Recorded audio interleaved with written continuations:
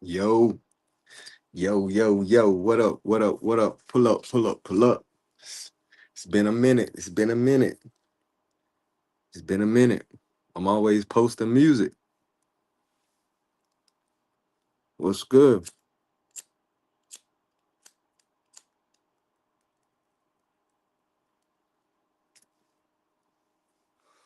Pull up on me. Let me see. Y'all see the title, right? So I'm gonna play a little something RP to Jesse Jackson, man. Keep hope alive. Y'all remember Keep Hope Alive? Y'all remember Keep Hope Alive? Hold on.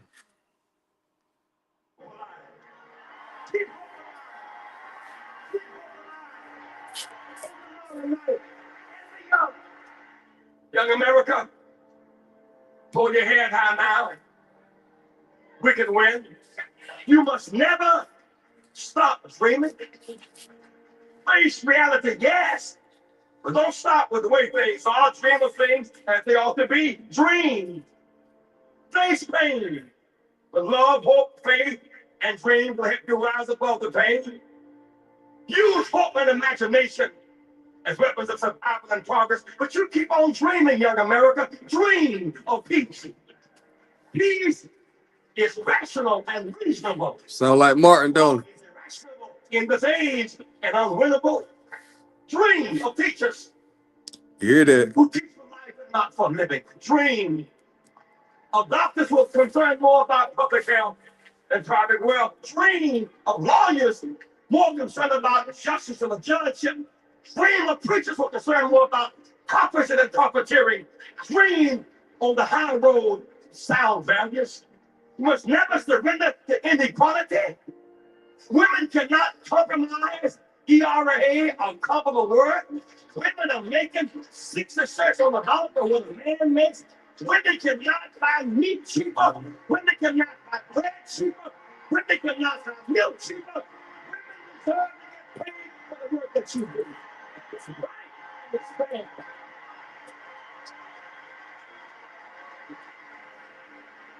I'm off the ass.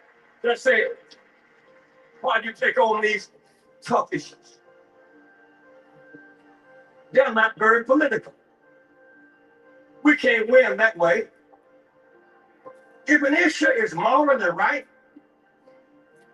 it will eventually be political. It may be political and never be right. Senator Hamer didn't have the most votes in Atlantic City. Well, the trust was about last ever delegate who voted to lock her out. Y'all gotta remember, this the first black person that kind of successfully run. Dick Gregory ran back in the 60s. But Dick Gregory is not credited for being the first black. Universally, Jesse Jackson is recognized for being the first black. And for y'all that don't know, he took over the civil rights movement after Martin Luther King was assassinated. So that's why I kind of put that title out there. You know what I'm saying? R.I.P. again to the great Reverend Jesse Jackson. But yo, he took over the movement immediately after Martin died. You know what I'm saying? So I just thought that was some little information to give to the people. Rosa Parks did not have the most votes, but she was morally right. You hear that? Rosa Parks and I had the most votes. See, all of them was around the same time. Rosa Parks was the civil rights secretary. The one that refused her seat and didn't want to go to the back of the bus. Rosa Parks.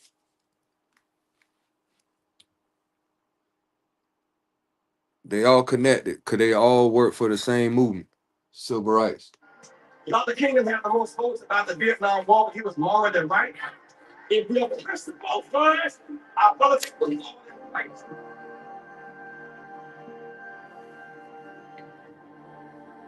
When you see Jesse Jackson, hold on, let me go back.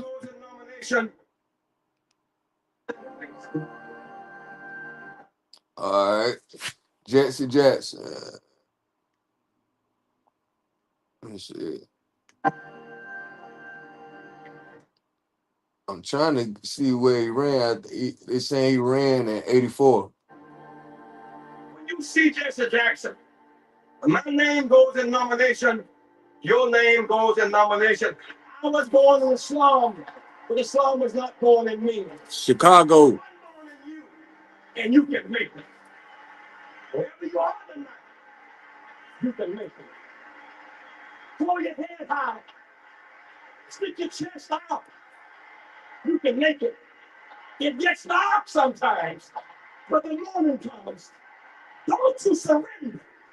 Spoken breeds character. Character breeds faith. In the end, faith will not disappoint. You must not surrender. You may or may not get there, but just know that you are qualified. And you hold on and hold out. You must never surrender. America will get better and better. Keep hope alive. Man, shut your ass up, Jesse. You hear this shit? He talking, man. It's gonna get better and better and better. Just keep hope alive. Look, man. Look, man. No disrespect, bro. R.I.P., man. But damn, bro. What type of shit is that to get to the people, man? Hey, this remind me too. This shit pissed me off when Barack Obama won and Jesse Jackson was crying like he was like something was wrong and shit. Jesse Jackson crying when Barack Obama won the president.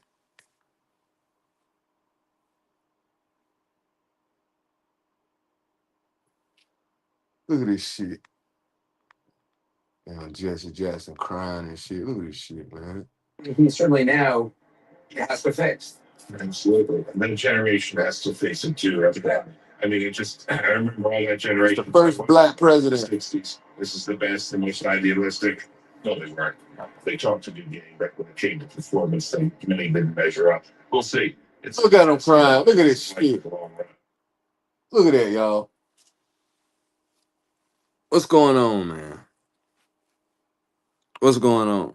This dude crying like Barack Obama was gonna change everything for black folks, right?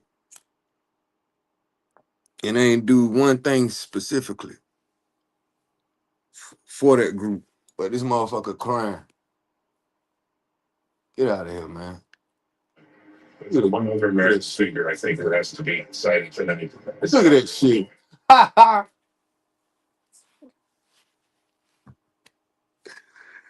What the fuck, bro? This nigga balling, bro. Rev Jesse Jackson. Look at this shit. Well, I was thinking of Lincoln back then. No, I'm sorry. I'm more. Here was the picture. Look at him biting his lip. Look at this shit. Get the fuck out of here, man. Listen, bro. Is he biting his lip? Cause he was like, damn, bro. Is him better than rather than me?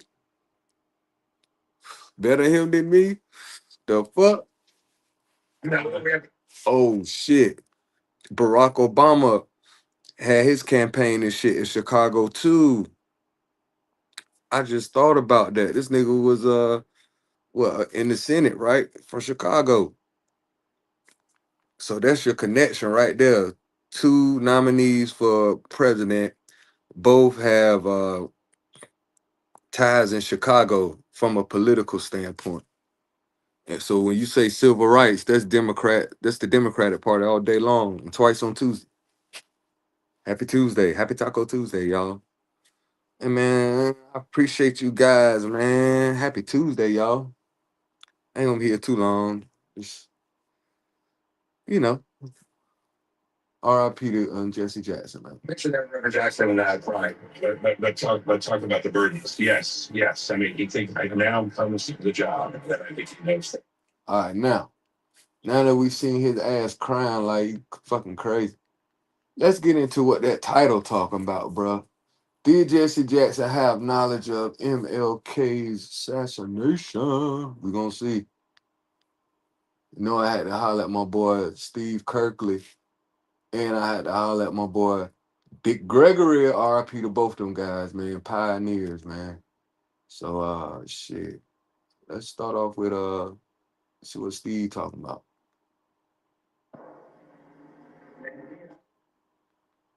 All right,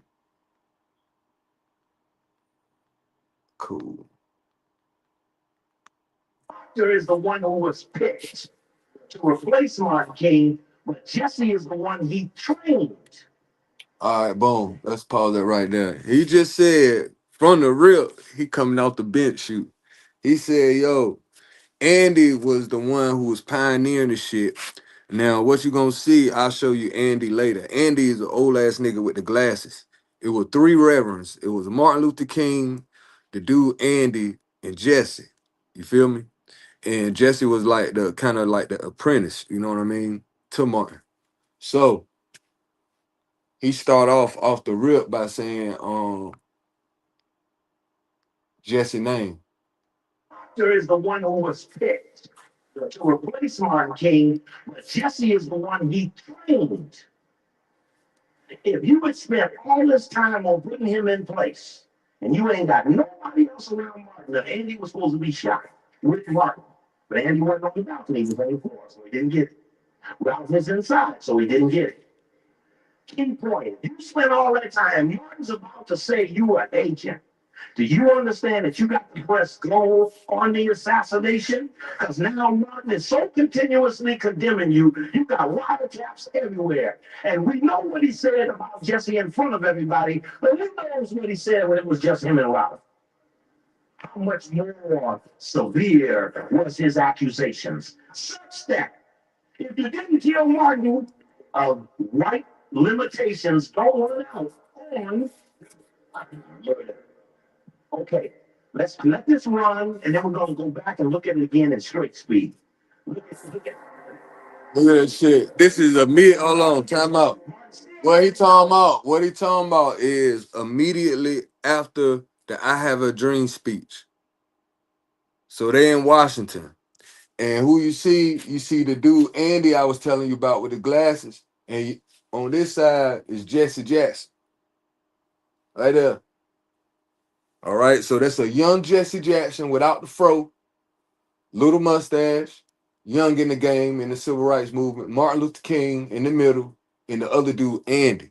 Them the three that I was telling you about that was kind of spearheading the movement at that time. So I'm gonna go back a little bit. All right. let's let this run, and then we're gonna go back and look at it again in straight speed. Look 18, what up? Pause. Gotta show some love. 18, you the first in the building. Hey. What's good, 18? Welcome, welcome, welcome, welcome, welcome. I appreciate you pulling up, yo. Yo, it's been a while since I just kind of chopped it up. You know what I mean? I'm just usually throwing music. But, you know, RIP to Reverend Jesse Jackson, man. You see the title? Did that man have any knowledge of MLK's death? Do you remember Jesse Jackson running for president back in the day, 18? Keep hope alive. That's Mr. Keep Hope Alive, man. Yeah. So, you know what I mean? We just kind of unpacking some shit. Horseman, what's good, brother? What's good? Happy Tuesday. Happy Tuesday, Taco Tuesday to my man Horseman, man. 18 Horseman, man. Bless y'all. I hope y'all doing okay. Good to see y'all. Like I said, man, RIP to Jesse Jackson, man. He's a pioneer in the game of the civil rights movement, man. He took over the movement after Martin transition. So shouts out to him. That's Mr. Keep Hope Alive. If you young enough to remember back in the day, he ran for president.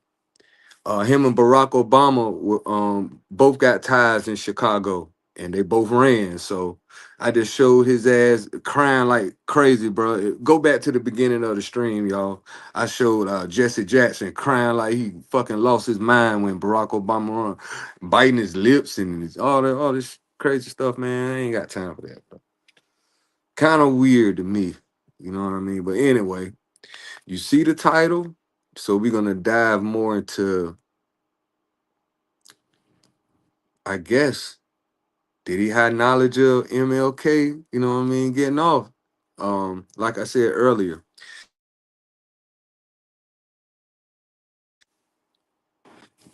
Jesse Jackson was his apprentice. I'm sorry, y'all. I had a phone call. Crazy. Jesse Jackson was Martin Luther King's apprentice. Okay, and so on the right you're gonna have Jesse Jackson, and on the other side you're gonna have a guy named Andy. So these are two ministers who are actually aiding Martin Luther King. You know what I mean, in the civil rights movement. So just putting that out there. Sorry, y'all. Like every time I get on the live, man, that's when people, the most random people. One of my cousins hit me up and ain't heard from that nigga in months. So that's how I know we about to get into some fire. I ain't even gonna let that distract. All right, get at them what I get at them. Doing something important. I still won't acknowledge it. Yes, go back. Now I ask you when you look at it, is that Jesus or Judas? All right, now this Martin Luther King speech now. All right. Now, my bad. I don't think this is the Martin Luther King speech. This is his last speech before he passed. This is the speech I believe he did in Memphis, the Memphis speech, and he didn't make it out. So that's what that was. He was not supposed to make this speech. He was not supposed to make this speech at all. There was another rally that Jesse and the other dude Andy wanted him to attend, but he didn't do that. He opposed that and went off on his own and went rogue and went down to help the people in Memphis. So that's what that was. This was Martin Luther King's last speech in Memphis, not the I Have a Dream speech. So I apologize about that. This is his last speech that he made in Memphis. So here you go. And Jesse Jackson was right beside him when he was making the speech. Jesus or Judas?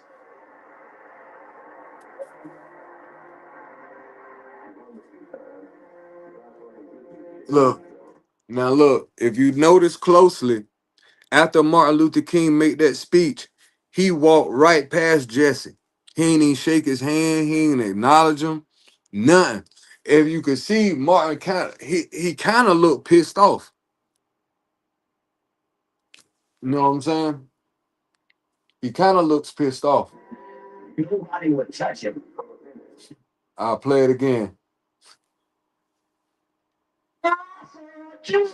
See, it's like he yelling out of frustration. You see what I'm saying? And when he's done, he walked from the podium like he pissed off. And he walked right past Jesse, ain't shake his hand or nothing.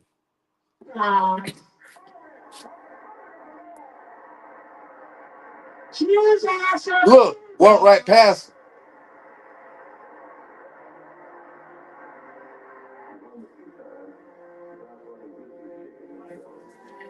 Nobody would touch him. Let him run, let him run. Now they're going to take it off. Now Jesse went and told them, look, you better move now. I'm running out of time. This is the last something. They brought him on the balcony at 306. He was shot with a 30 6. Oh, no. Okay, let's rewind that back. On the balcony at 306. 306, 666, the mark of the beast. When the government doing their shit, bruh, they do that shit in code and numbers and numerology. They heavy in numerology. That's 306. That's 666. That's the mark of the beast. Y'all see it. Check it out. There it is right there. That's the balcony the room of the Lorraine Hotel in Memphis. Right there. Oh, you were shot in 30-6. Oh, no, I called the house and dinner is not until 6. So we are in no hurry. Oh, my goodness. By doing that, it gave me the wonderful privilege of spending the last hour of his life in room 306. He and Rob Evans and myself. Then he and I were down there.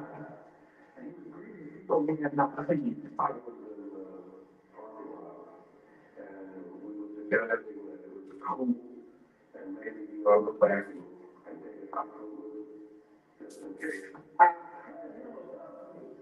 So my man was there. And we had a limousine. I could catch the limousine. And it was over I was the local funeral. And I heard the guy was driving the limousine. He said, "That's a funeral." I said, "Yeah." He said, "Oh, the car is on. It's heavy. I'm really thinking cool." And I asked him what he said before. Okay, you know, get my coat. And I said, "Stop. Oh, stop. Go back. Key points. Let's go back. There's the main right there we were looking for. There's the car. Oh, oh. Okay, let's freeze it at the highest point. Jesse's back is in the right there. Stop, stop. There we go. There's Jesse Jackson. There's the maid. There's the car. There's the white boy, Lau, Laue, head of the community strike, a member of the Community Relations Service of the Justice Department, which spies on racial tension. His boss was Roger Wilkins, the nephew of Roy Wilkins. There's Muriel McCullough, the FBI, CIA, Memphis Police Department informant, who now works for the CIA. There's Martin King laying there with the towel over his face. Well, I appreciate this point. This really helped out a lot. There's Ralph. There's Andy. Now, why is Jesse running up this way when everybody else came up that stairway and went that way? Because he had to make sure that rooms 316 and 317 didn't have no remnant of invader running out of it.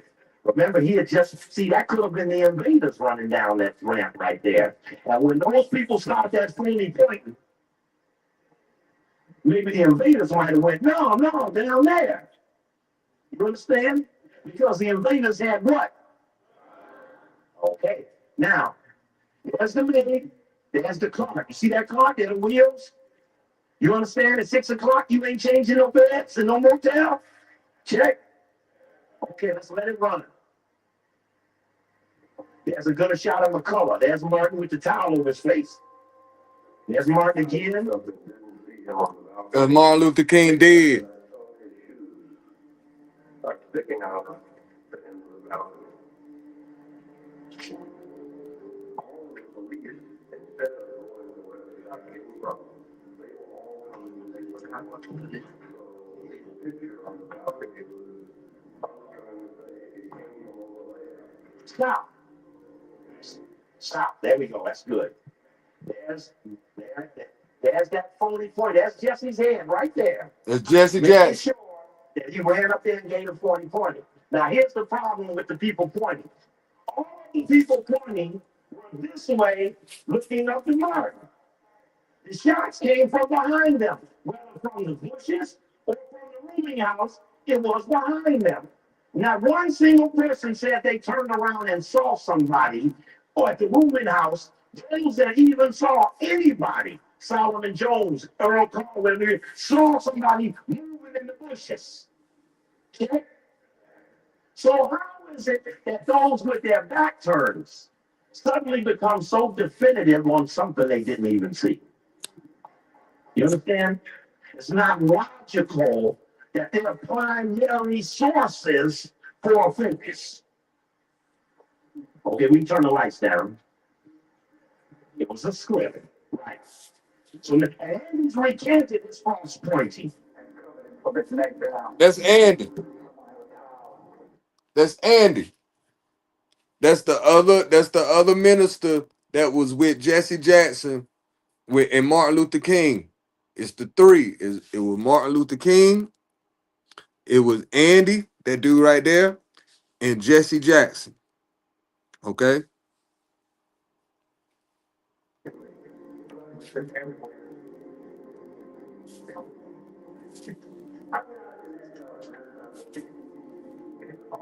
Now listen how mad he was. Look, that other dude, Andy, and I'm gonna play it later. They say he was pissed off. Allegedly, he was pissed off at Martin Luther King because of some immorality that the FBI was holding over King Head, which could affect the movement at that time.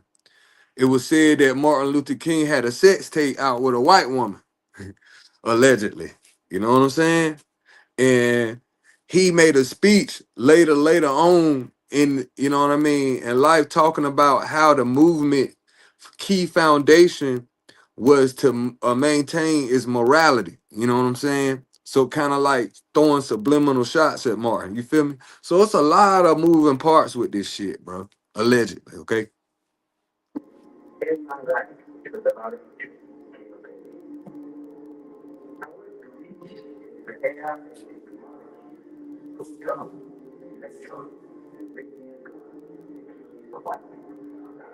That's my man. Stop. Now what's happening? NBC, Meet the Press, the most watched Sunday news program, goes back to this moment that we're out teaching is a point of distrust and evidence of Martin's dislike to Jesse. They go right back to that spot, put him right on Rockefeller's NBC, toss that ball right up, and say, Jesse, now when I toss this ball up, I want you to stuff it home. So he puts a circle around Jesse's head and a circle around Martin's head, calls it close, and says, you are one of Martin's closest associates. What did Martin King say to you the night before he died? What's up, Black?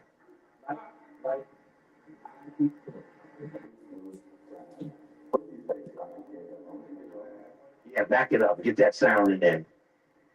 And Jesse gets to holding his eyes all up funny like in the negotiating. Gets to,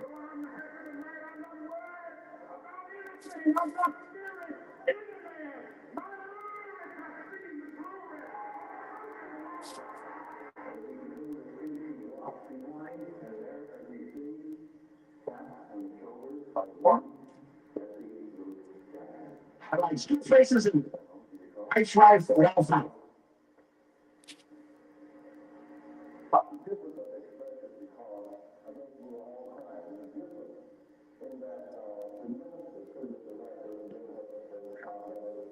It's Jesse.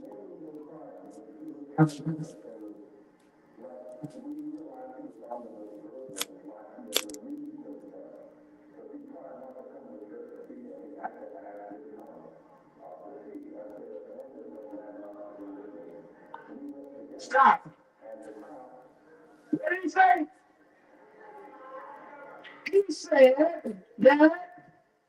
He said, as you know, it was Minnie Ryan, Ben Hooks, and Billy Giles. And as you know, he asked me to make that speech that night. And I said, I'll only make that speech if I can take Ralph with me. Now, here's the point. There would be no need to do no stupid stuff like that unless something else was going on that compelled the need to give him a chance to reconstruct history to protect his face from the faceless people who got the facts. There would be no need to do this. It just wouldn't be a need. Okay, let's go back. Let's hear it one more time, and then we'll pull that one out. How hard have they tried to maintain and protect one of the people that they know was in on the assassination? And in 1977, this is from the book called The Man to See. Let me pause it right quick. I just want to thank y'all again for being here. You know what I mean? God bless y'all, man. Y'all see the title. I just thought it was something interesting. So I'm going to press play. Thank y'all. And it's on Edward Bennett Williams, a white man who used to own the Baltimore Orioles. If you read that book by Spike Lee on the Malcolm X movie, Captain Joseph talks about Elijah Muhammad going to Benny Williams to try to get the men out of jail who were allegedly accused of shooting Malcolm X. So he was known as a real fix-it white man who could fix a case in a minute. Big time white boy. also chaired the president's foreign intelligence advisory board, like the outside intelligence people on the inside of the government. Even at one point rumored to be deep throat. That's right. Yeah, just let him run. That's Posner. Stop. Let's see if we stop that. Oh, let's go back a little bit. Let's show the face of Gerald Posner, the little mop-headed white boy, right there. Oh, here we go. Turn us a little slow. Not there. That's the base of something. Stop right there. That boy right there, Gerald Posner. He wrote this book right here, Killing the Dream. He wrote this book, Killing the Dream. And on the back of his book is that picture with Jesse, Martin, and Ralph, with Martin looking real puzzled. Can you see that? Hold on, I'm gonna pause it. Okay. Boom. And Hold on. I'm Killing on. the Dream, he tries to help out and Ralph, with Martin looking real puzzled. All right. That's the three on right there. And on the back of the book. There you go. That's Jesse. You see him?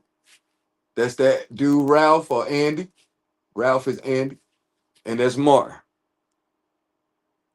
On the three that ran the movement, the civil rights.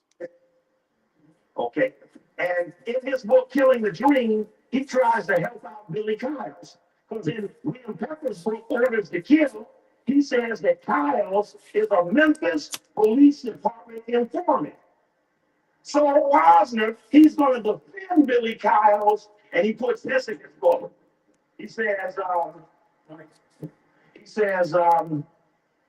like where? Came to election. He says here, Kyles told the, he says, in his book, Orders to Kill, William Pepper raises the strong inference that Kyles might have been an FBI informant. It's degrading and insulting, quote, Kyles says, about the author Pepper's accusations. It casts an aspersion over my 40 years in the civil rights movement. I saw how Pepper operates. Now, he says that he's appalled that Pepper called him an FBI informant. Check. What did I say Pepper called him? FBI informant? No, I said that Pepper accused him in this book, Orders to Kill. See, you gotta listen to them somatically. See, they're gonna deny something, but they ain't gonna deny what they were accused of. In Orders to Kill, this book, William Pepper says that Kyles, he talks to the police chief, Sam Evans, who was running things then. He said Kyles was one of my informants. Billy Kyles was an informant. Billy Kyles is the one that told the police that Martin King don't need no protection that day. Okay? Billy Kyles is the one that made sure Martin King had his tie on. Yeah. It was the briefing at 4:30 after Ray was checking in at 4 o'clock and said that friendlies will not be wearing ties, holding the people who are on the government side in the assassination scenario would not be wearing a tie. One guy that night was in an argument with Martin King because he was just insisting that he was not going to wear a tie to go to dinner. Who was that? Jesse Jackson. Oh shit! Y'all heard that? Did you hear that? Allegedly? The debriefing, allegedly the debriefing of Martin Luther King consisted of the code word ties would be no friendlies. Tie without ties are friendlies. That's code word meaning shit. Only the niggas with ties on is gonna get hit.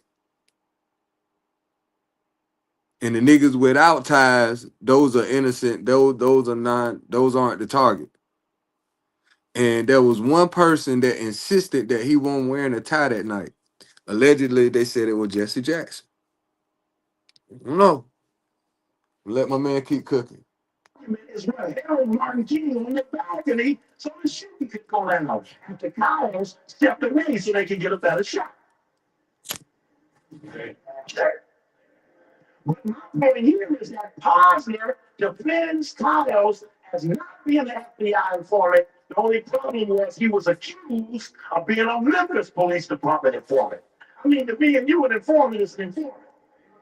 When you're semantically denying something, make sure it matches the accusation.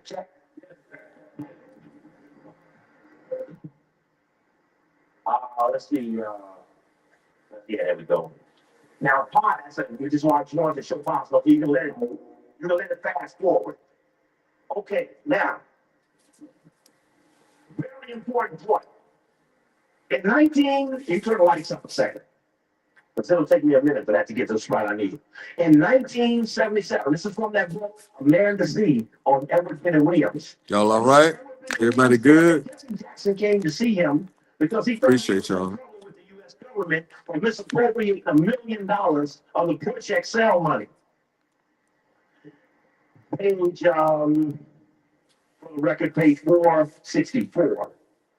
When the establishment turned on Jackson, he came to Williams. In 1977, Senator Hubert Humphrey had seen a piece on 60 Minutes describing Jackson's attempts to motivate innocent youth to get an education.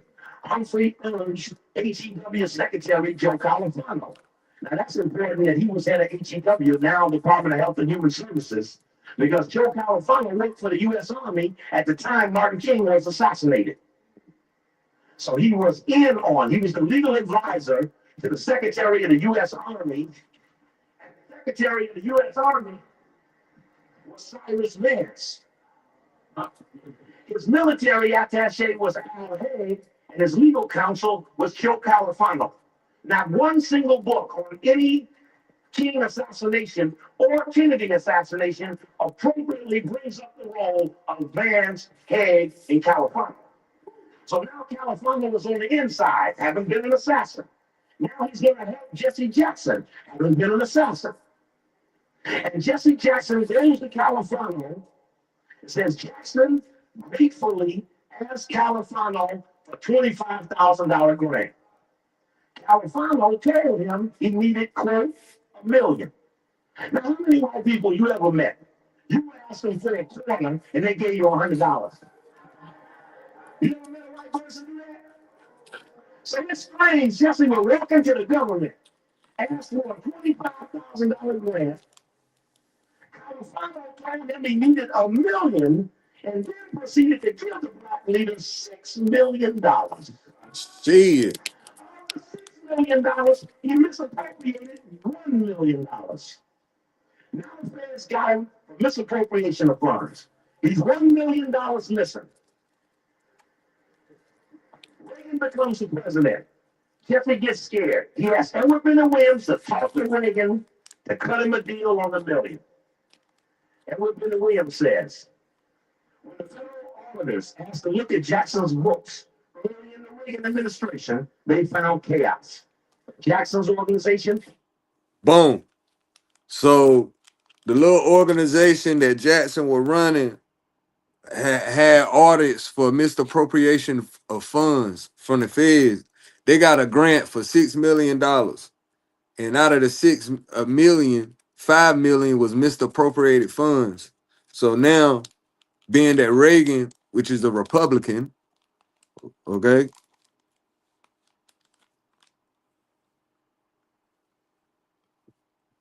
he feel like he in trouble now.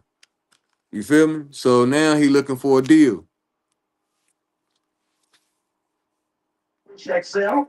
See, you saw another thing said Rainbow Coalition. When Bush had to pay back the money, he left the lean organization, L-I-E-N, lean, like lean on your debt. He left the organization that had a lien on it and went to Washington and set up another organization. When Bush paid back the lien, he leaves Washington and sets up Bush Rainbow Coalition. Okay? Okay, because you got to watch him. He's a magician. The white man is his ruler. Jackson's organization, Push Excel, was unable to account for $1 million of the money. The matter was referred to the Justice Department. Jackson came to Williams claiming that he was a victim of a vendetta by the Republicans. The case was dragging on, producing unflattering newspaper stories at a time when Jackson was trying to raise money for his 1988 presidential campaign. And Williams says that when he talked with the Reagan administration, he said quite the contrary.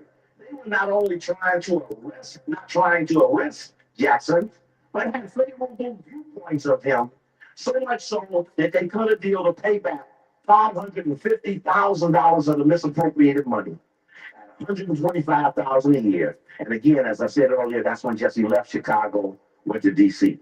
Just a case in point. The only point to that is no black man would ever be allowed to pay back a misappropriated grant when Abernathy's son just went down for $1,500. I just want to keep that in line. Now, let's go back to something else very critical. Washington Post story. This story is dated July 12th, 1999. And the story, which I've now collaborated from the declassified documents that I have, FBI examined private life of King's successor. It says that after King died, the FBI began to investigate Scott King, Ralph Abernathy, and Andy Young. They emphatically said we cannot trust. Shit. Y'all hear that shit? After Martin Luther King death, did y'all know that his wife Coretta Scott King was under investigation or was a suspect? Did y'all know that? I damn sure didn't. Allegedly. It's interesting. And we must do everything we can. They dropped the investigation of Coretta. They then went on to do to Andy and to do to Ralph what they had done to Mark. That was on April 12th that they signed the memo. On April 12th, I'm going to show you Jesse Jackson announcing that every time there's a crucifixion, there's a resurrection. Saying that he is the resurrected man. Okay, what's that other tape you got? Time out. And I'm gonna put y'all on that. There's a lot of things that are declassified or that have been classified forever. When we're talking about our government, one of them is Operation Black Messiah. We'll talk about that soon, but that's what he's talking about. Okay, let's put that one in and take it backwards a little bit. There's no other tape that back there that you have. And that one is still rolling. Okay. Now,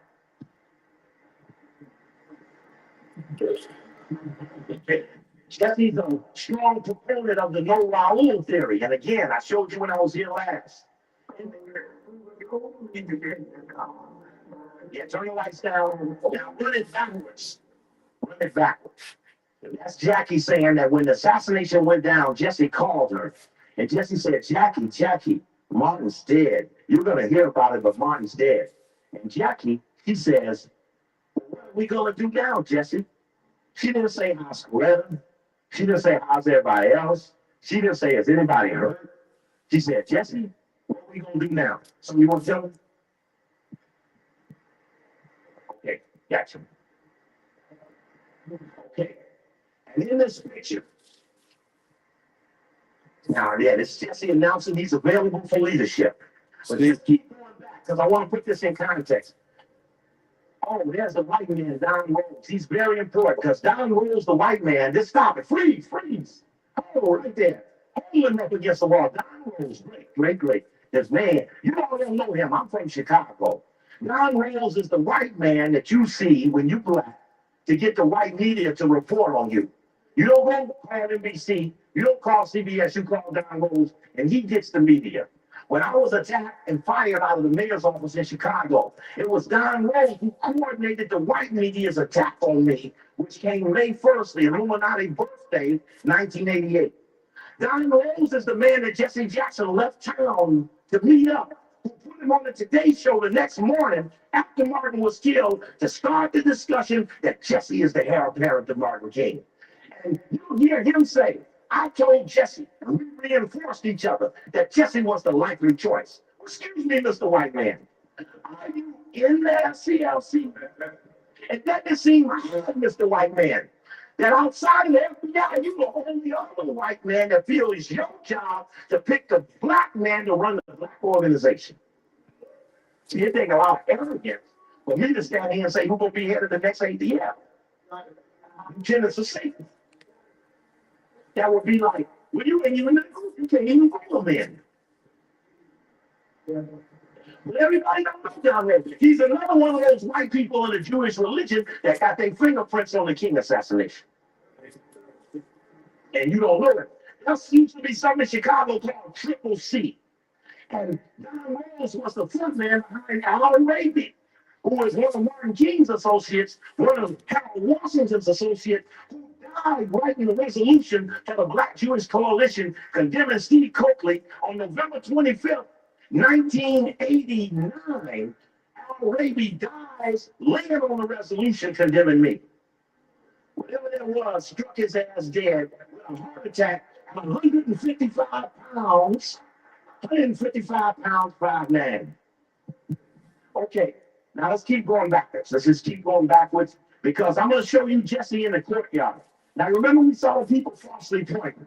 For the record, in this picture is the man Raul, who's picked out of a lineup by a white woman named Grable, and Raul is standing next to Lee Harvey Oswald, who's standing next to Clay Shaw. Point being that the people who killed in the Kennedy came around for the king. Okay? Same squad. Notice Jesse, what is it? Does he have a tie on? Now remember Oh, let me pause it. Stop right there. That's Calvin Moore. No tie. You got a damn turtleneck on. Shit. Ain't got no tie on. It could be nothing. Could be something. Oh, stop right there. Look at Jesse. No tie on. That ain't important yet. That's been branch. Jesse wouldn't wear a tie that night. The briefing to the military men is friendlies will not be wearing ties. Ralph had on a tie. Martin was made to put his tie on. But Jesse emphatically wasn't going to wear no tie. And when we look at the people in the courtyard, notice who ain't wearing ties and who is. If you get the King video number 1, you see the people without the ties jumping when the camera comes. So the things you're seeing us do now, that's in King Assassination number 2 in the video. The only audio back there is a tape called King Assassination 99 or Jackson's role in the King Assassination. They're both the same tape. Okay, keep going backwards a little bit.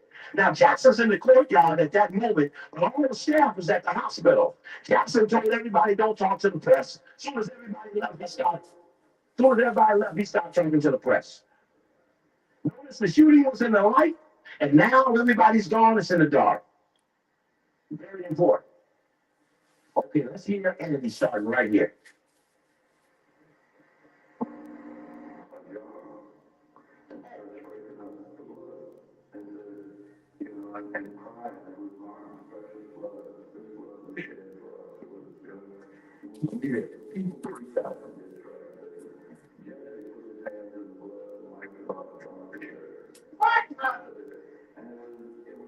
Hold on.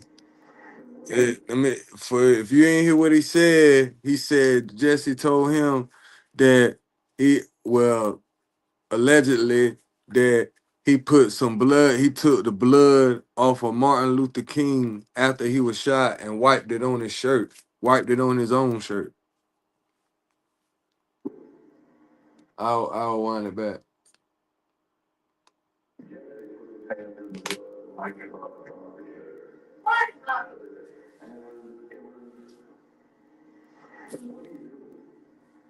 You tell the truth. Tell the truth. That's him right there. Nobody's giving a statement. Where the media again. Look at Jesse. That's Jesse. That's immediately after he shot. Hold on. Stop. Let me stop it. This is immediately after Martin Luther King shot the reporters and shit there. So let me go back. Second, Jesse saying in his southern accent, I need me a ride to go see Dr. King. Everybody got a ride? I can go see Dr. King. Now the staff still left with the body.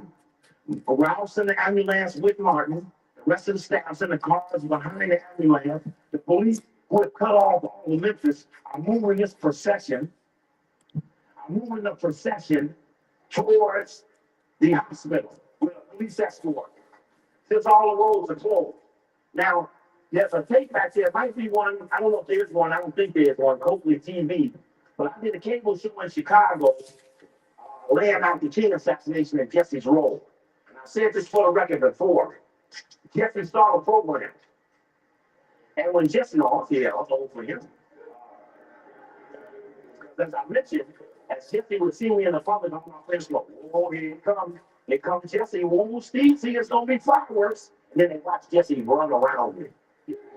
And I'm saying, if I'm talking about him, just like if you was talking about me, I'll hunt your ass down. You would never see me run from somebody dogging me out. Especially if it's unrighteous.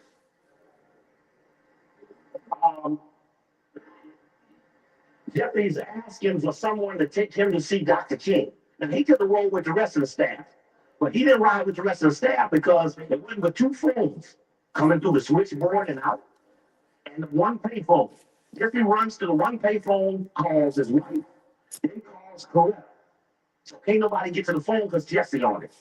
So the staff go. Everybody says no talking to the press. They all leave. Jesse sees they all gone, knows he's looking around. Can I get a ride to see Dr. King? You know ain't nobody gonna take him but another staff member. After he says it long enough, ain't nobody to take him. The press says, come on, Jackson, talk to us.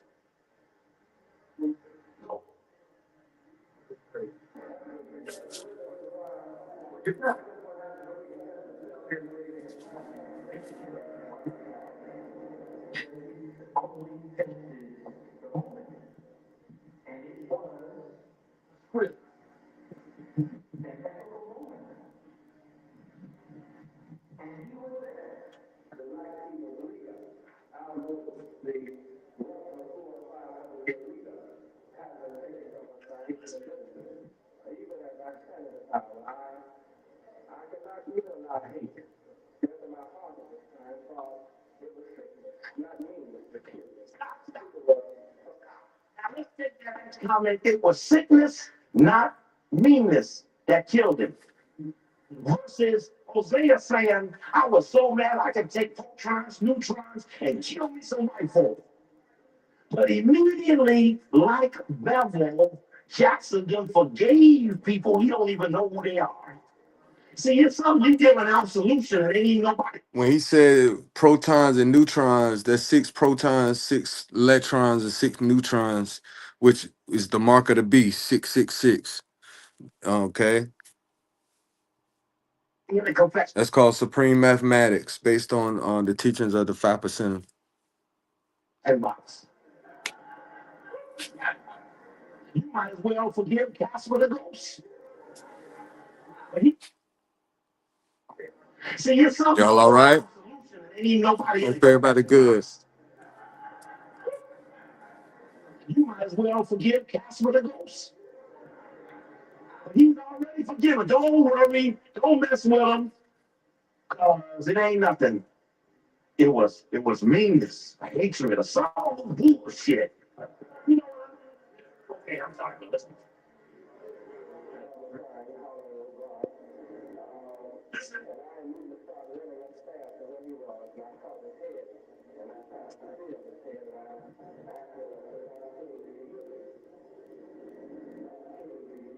Stop. Jackson gets up there, now that everybody's gone, and begins to say, I was the last person to talk to Dr. King. And I held him in my arms. And I said, Dr. King, can you hear me? Dr. King, can you hear me? He never touched him. He never touched him. See, he used that statement to say that's how he got the blood on his shirt. But Andy just told you how he got the blood on the shirt. He did this.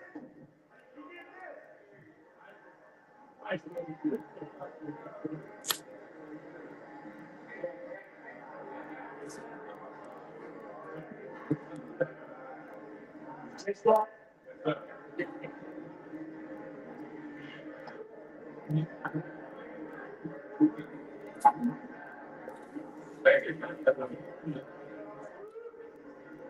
Jesus saw Judas.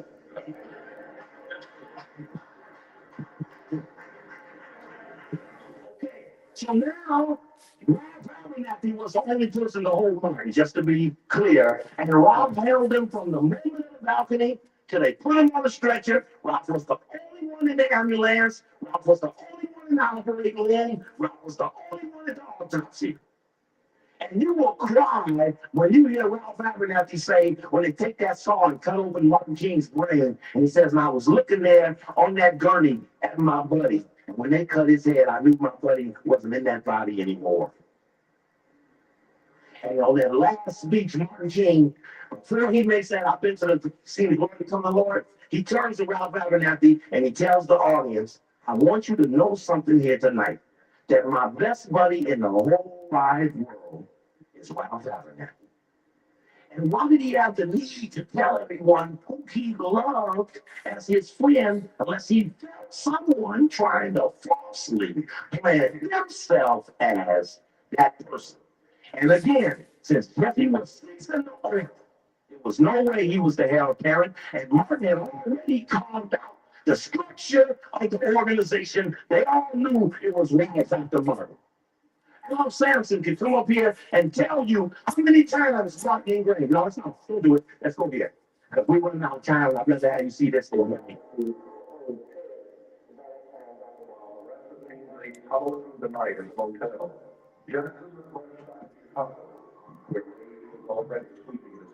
Stop. Stop.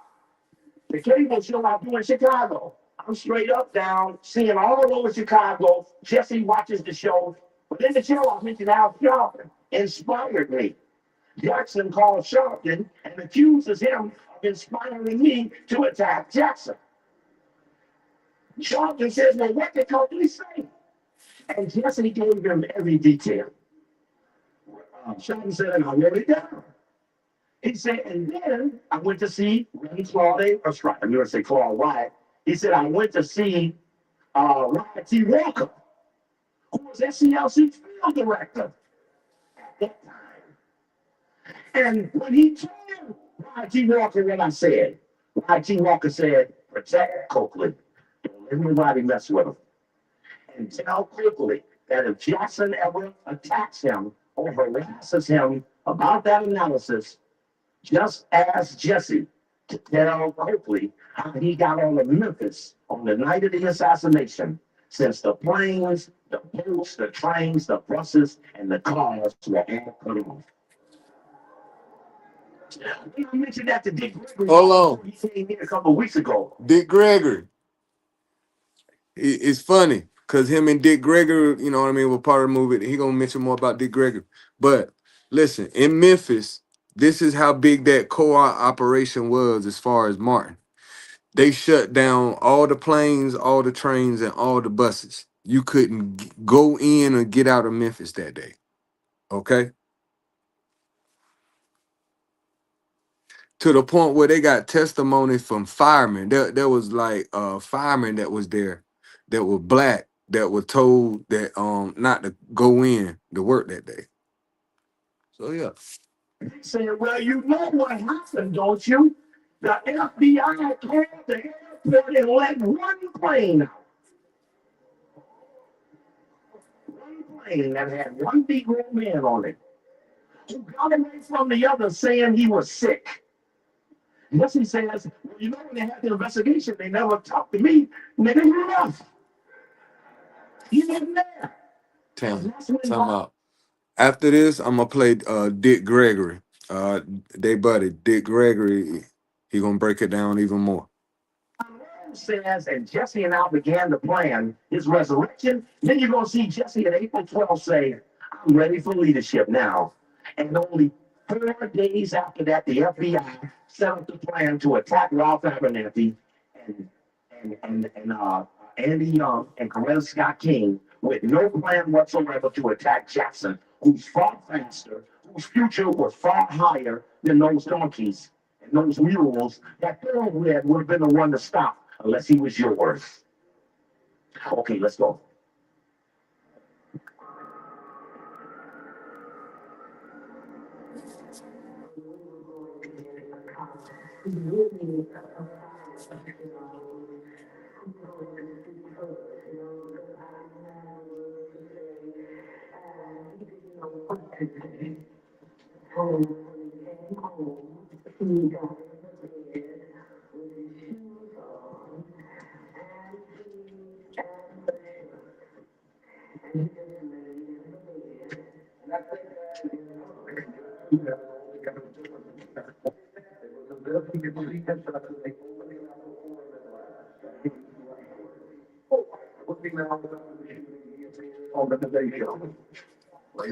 Damn. So 14 hours after Martin is shot, Jesse Jackson, the sixth person in line, is on the Today Show. Damn.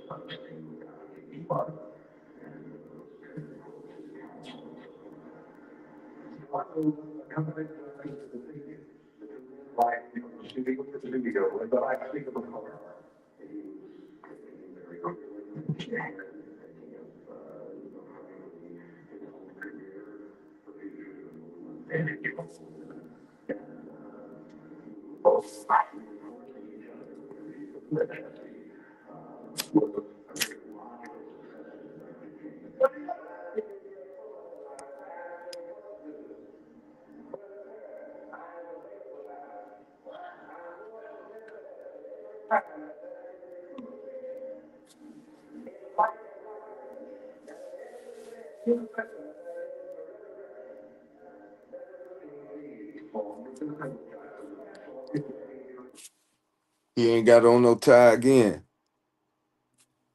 He ain't got on no tie again. This is 14 hours after Martin Luther King was killed.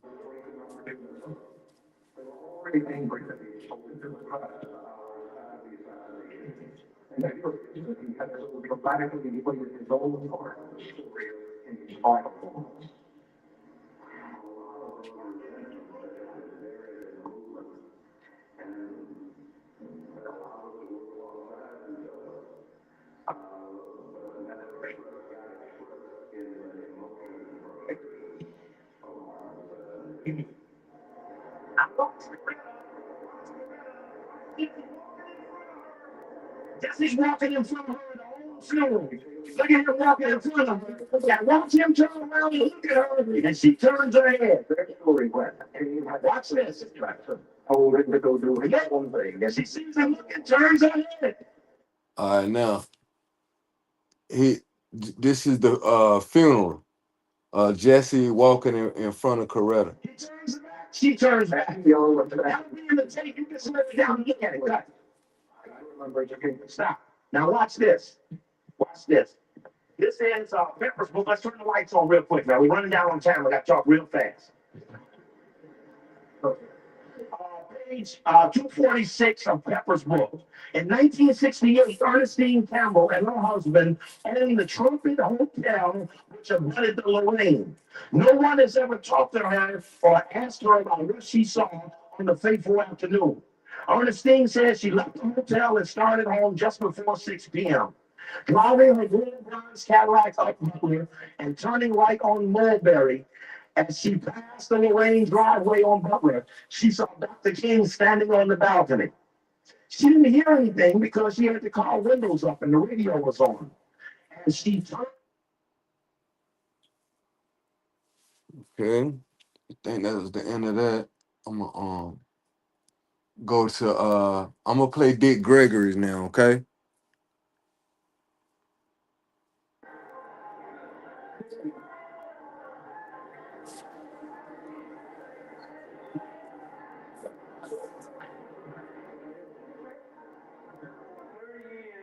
Later, his brother never realized he would slip and stay there. You know what happened when you sit there in the middle of the room? Spiritually, that piece of film is introduced. He stood here, I stood here, only as I moved away so he could have a clear shot, but shot right.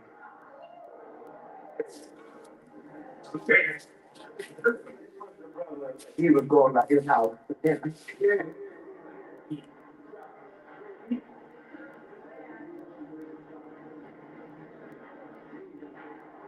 My brother Manny, you will have a copy of this case. I'll get it back to you. And what you need to do is make copies. See to it, because this is a very bad phone. And y'all need to send this tape to people all over this country.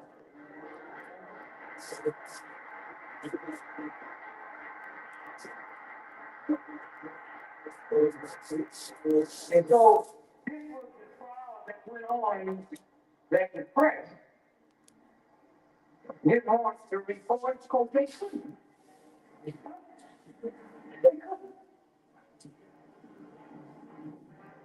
So we have to start getting mad and upset because the same system that's killing us refused to tell us the truth. You have to use your own given kind of intelligence. We was all over Oh, my bad.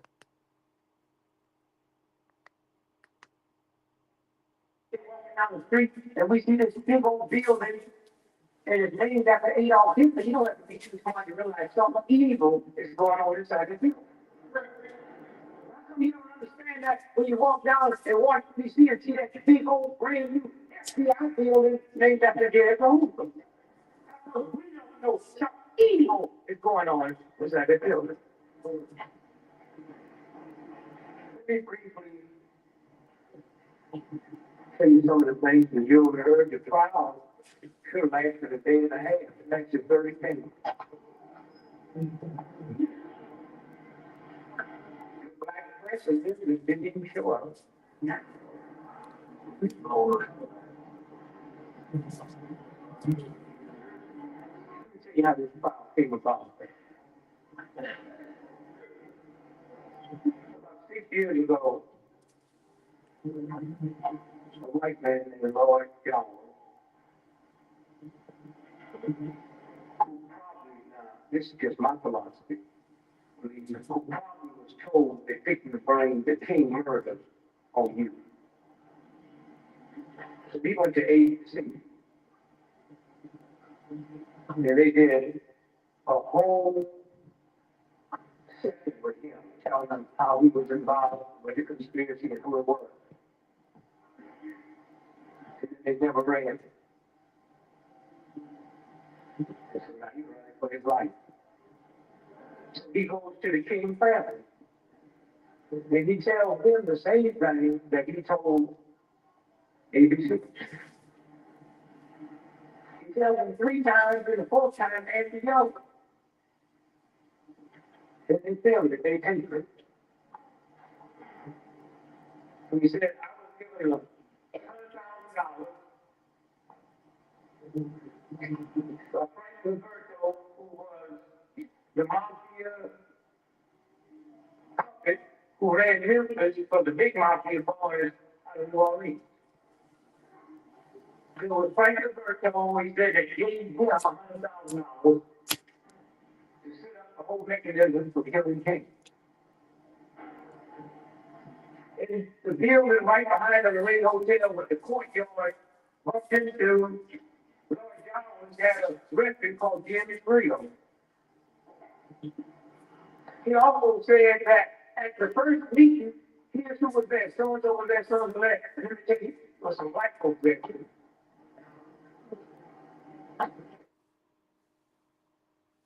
Oh,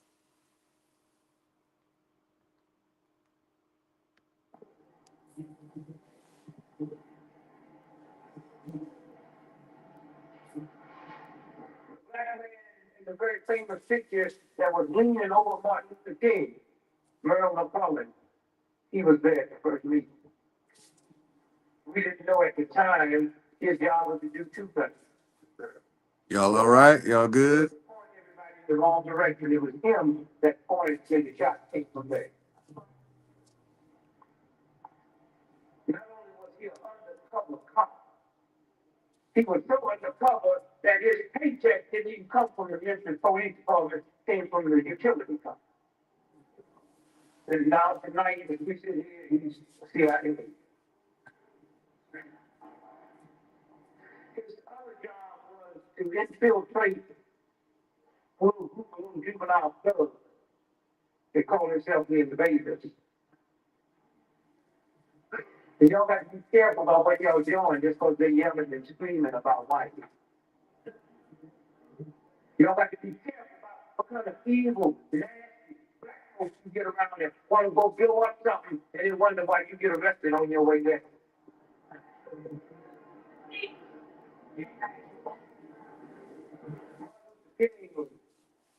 Preparing for the poor people's march in Washington, D.C. There you go. Many senators and many Congress people said, we don't think he should come here because we are afraid of the amount of violence that would be created. Martin Luther King's answer to that was, I've led demonstrations, there's been violence, but it wasn't on our side. It was people attacking us. Now, if I'm going to be blamed for that, then there's something wrong. So they decided they would create a violent situation. The undercover Memphis cop that also infiltrated the invaders. It was when King came in for one day to lead that march. One day.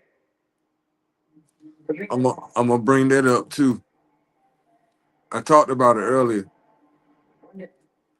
but that march is what got him killed. That one day, he was supposed to do the poor man's rally in D.C. And you know what I mean? But he didn't do it. He went and helped Memphis out. You feel me? That's why when he got shot in Memphis, everybody like, Memphis, what the fuck? You know what I'm saying? He from Georgia, and he was supposed to be in Washington. So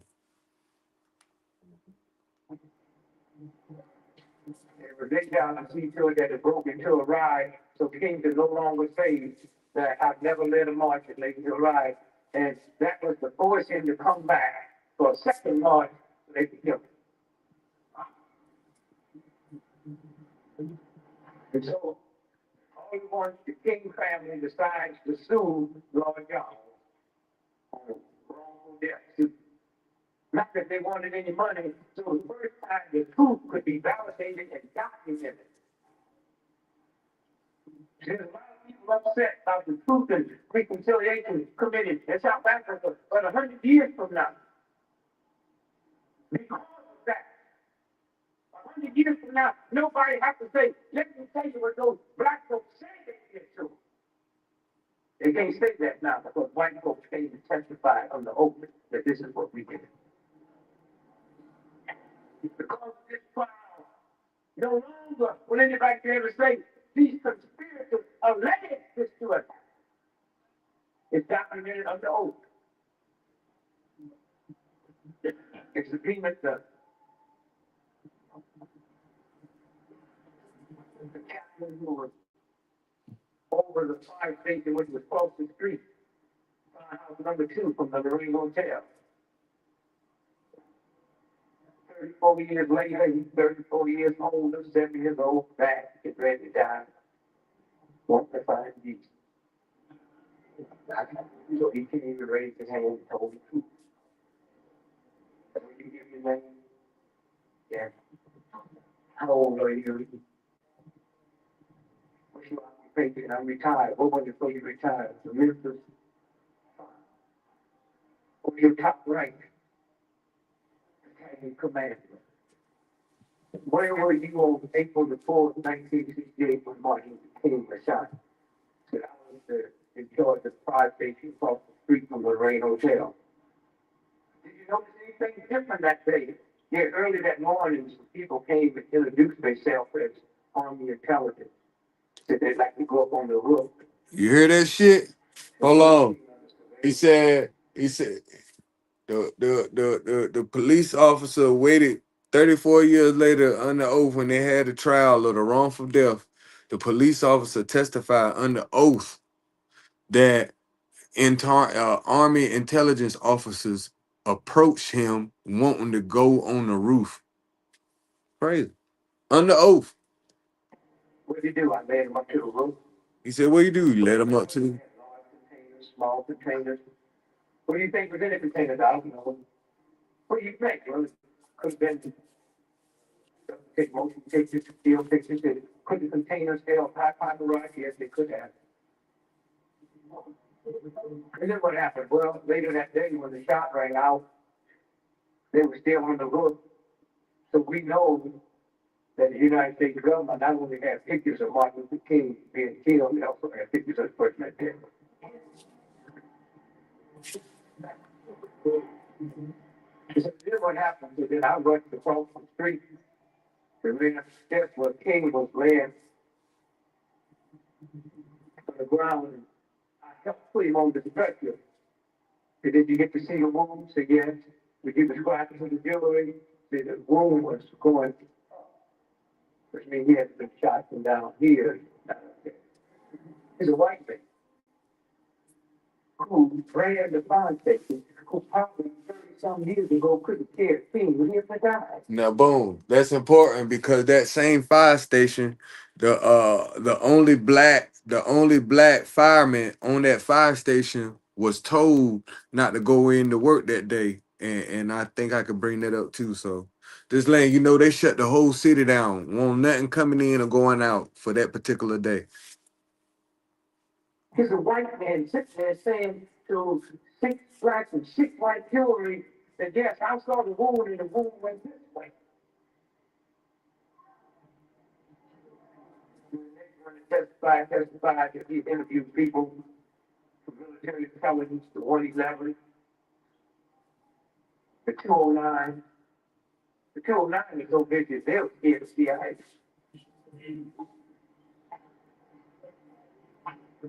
And the 184.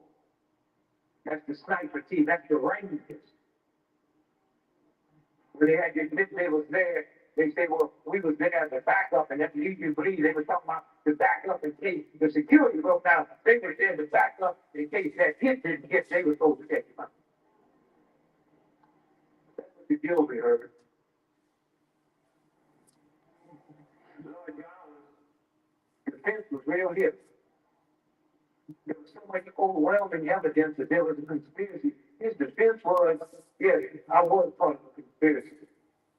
I just didn't know the person that I was going to have killed was Martin Luther King. And what made that so beautiful is meant that they could not get to none of the stuff that was going because they wanted everybody to know what we knew, that it wasn't a conspiracy. He just didn't know it was Dr. King.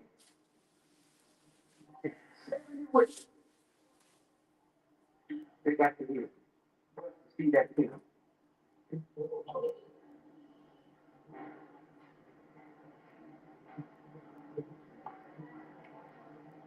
They had to listen to Earl Clark's wife.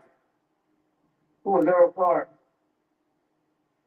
Well, when the shot rang out, the dude who shot took the rifle and gave it to Lord Jowers, and he took it to the back of his breast to the window, and then he jumped over a concrete embankment. There was a black cab driver, Paul Butler, cab 58. He heard the shot. He didn't know King had been hit. He got out of the cab to see what happened. See this white man jumping over this concrete embankment. So he's following around the corner and watching him get into a police group. This man shot King. What's Earl Clark? This is Tom. There you go. Earl Clark. A Memphis cop shot MLK.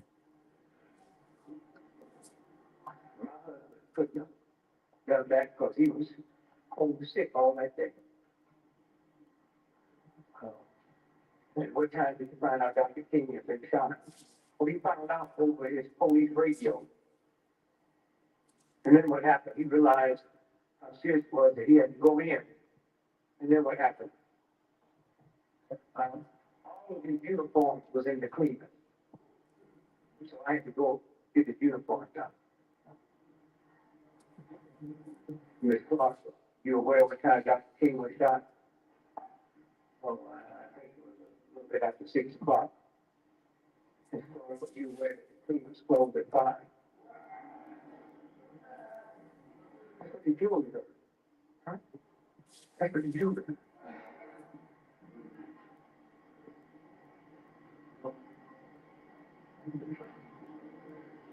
The FBI agent, by the name of Donald Wilson, he's the one that found the Mustang behind the eyebrow. Yeah, man. So that's just a little. Let's see. So I'm gonna show you.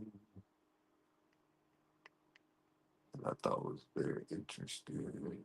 Yeah, here we go. Of national leadership. All right, so much. Run it back. I appreciate y'all hanging in there with me. And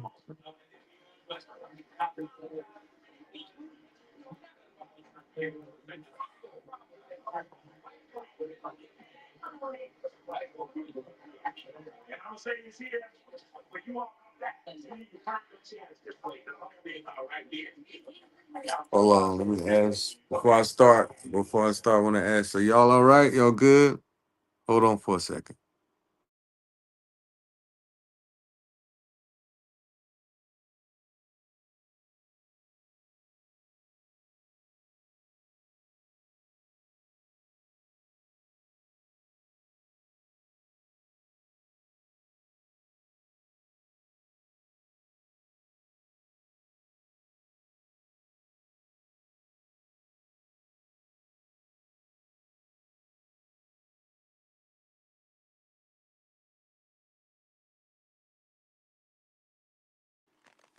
Gonna give me some snacks. Okay, y'all ready? Y'all good? Okay. Okay, all right.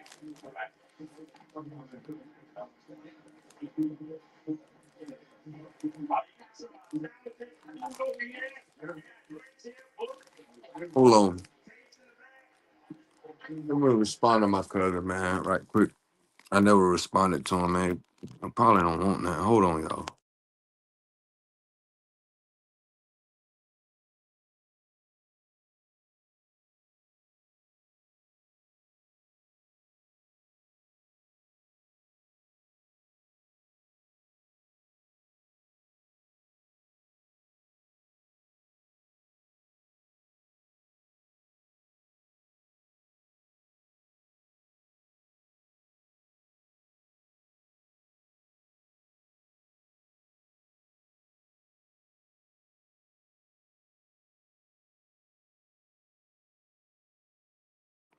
Hey, y'all, I'm back.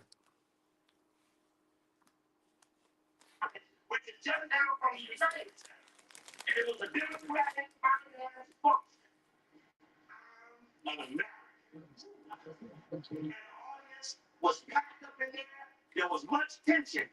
Dick Gregory was one of the main speakers. Brother Yoel stepped up and asked him, well, brother, who is the enemy then? Let's do this focus then. If what's stopping us from being patriots? And he said, if I was to name you the names of the people that control, you ain't gonna do nothing no more. So I ain't gonna name them, because you ain't gonna do shit. And the place went in uproar. I had this tape. I just left Chicago. This was last Tuesday. I had this tape because they just put the tape out now. WVON sponsored it. But when you got radio all day, you don't sponsor forums. You ever seen a forum sponsored by WOL? You ever seen us? Because when you're talking all day, that hits your forum. You don't need to make another forum unless somebody pay you to. So but the patriot movement of you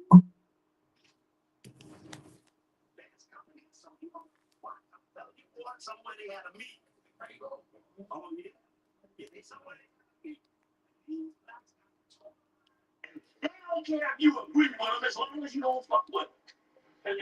And though it's unrighteous, you will be accepted as in on it because you didn't do anything against it. And so when you be afraid of the sin is the last measurement that they got on you, and the measurement of tolerance is the sin. And you won't equate this thing. You say, I lose my job. You're about to lose it all. Trying to save nothing. And you know, we've been up here in Baltimore where the police can come and close us down. Yes. We be worried about Baltimore because of the way smoke and ride earth. When he can put red, black, and green up and put his name. I still seen one of them down the street and be a road scholarship to the army. He can still be the same guy, no disruption. So something gotta be wrong. Something gotta be wrong, I said. I can't believe this is right. I'm coming by, but I hope you had it on though. All right, you don't want to miss it. I'm sure it's on them all.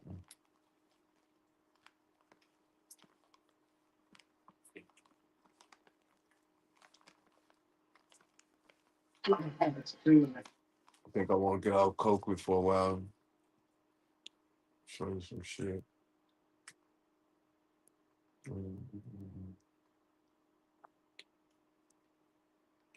Mm-hmm. There we go. He is the one he trained. If you would spend all this time on putting him in place, and you ain't got nobody else around Martin. Now, Andy was supposed to be shot with Martin, but Andy went on the balcony. He was on the floor, so he didn't get it. Ralph was inside, so he didn't get it. Key point: if you spend all that time,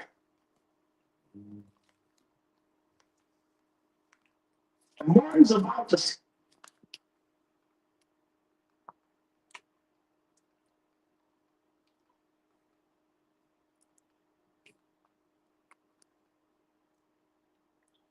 All right, back.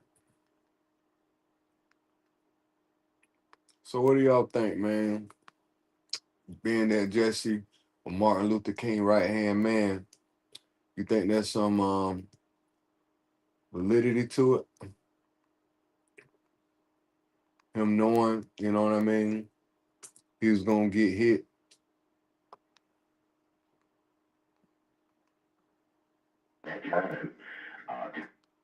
I'm trying to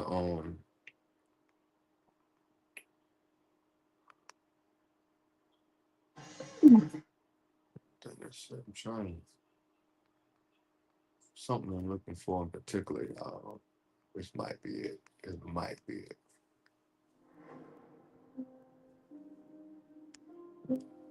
1968, April 4th.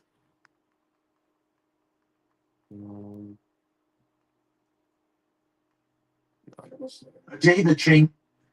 Yeah. Cause what it was, man, they were saying Martin Luther King had some sex tapes that the FBI mailed to him. You know what I mean? Martin Luther King's sex tapes that FBI mailed to his wife.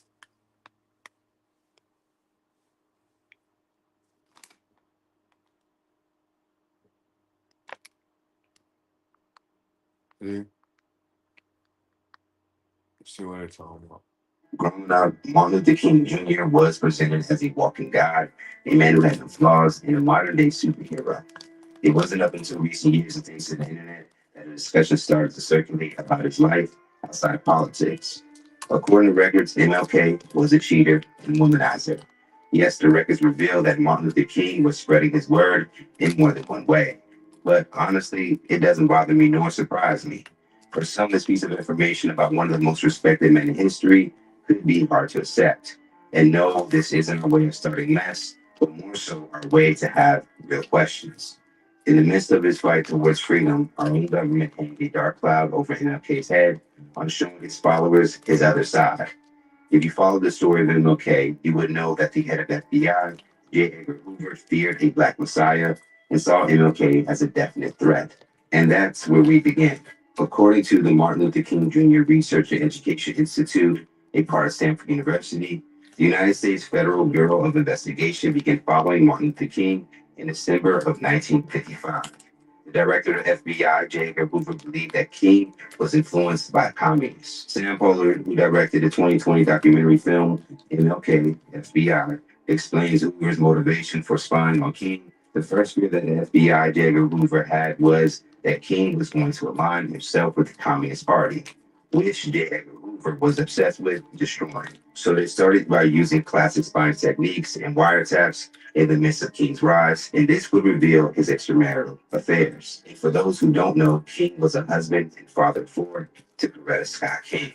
Hoover's pursuit would increase after King called the FBI completely ineffectual in resolving the continued mayhem and brutality inflicted upon the Negro in the Deep South. Through the FBI's domestic counterintelligence program, King was the victim of FBI surveillance that showed alleged evidence of extramarital affairs. His hope was to then pass it on to the press and that the press would publish it, and it would really discredit Dr. King and his reputation as this upright Christian minister who was leading the civil rights movement. So people would say, oh, how horrible his personal life is. How can we follow this man? Now, what they didn't bank on was back in the 60s, the press did not take the bait. They did not reveal the personal lives of these public figures. They didn't do it with John F. Kennedy. They didn't do it with others. And they didn't do it with Dr. King. The FBI would do whatever they could in order to discredit King. These methods would include wiretapping his home and hotel rooms and paying informants to spy on him. According to the film MLK/FBI, they would go into these hotels before King and his associates got there, and they would be let in by the management to bug those rooms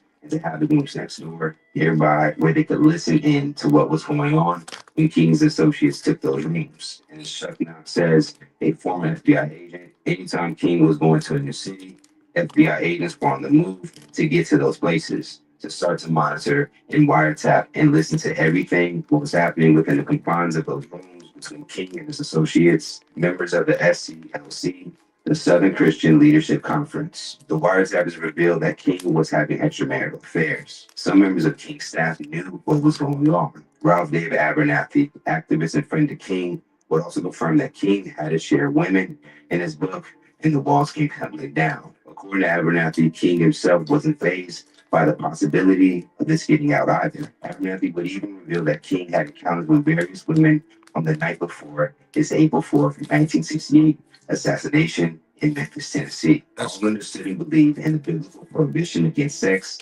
outside marriage. It was just that he had a particularly difficult time with that temptation. He was a man who attracted women, even when he didn't intend to, and attracted them in droves. He was a hero, the greatest hero of his age. And women are always attracted to a hero. The main infraction I see that could be raised is from his wife, Coretta Scott King, at the time. Was it something she knew and was okay with as long as he didn't bring it home? According to her own words in the book, My Life, My Love, My Legacy, Coretta would address the speculations about King. The question everyone wants to know is this: do I believe my husband was faithful? Coretta would go on to say that MLK had a guilt complex that would cause him to admit wrongdoings, and she had a gut feeling that their marriage was sound, causing her to believe MLK was a faithful husband. If you study history, power and women go hand in hand. So there shouldn't be surprised that Kentucky Senator Georgia Davis Powers, Dolores Evans, and civil rights activist Dorothy Cotton were some of the women of the King. Some of the surveillance would even reveal a 12-person hotel orgy and a secret apartment where King was Shit. with Miss Cotton. Hold The on. FBI felt that they had enough evidence. Bruh, these motherfuckers said a 12-person orgy.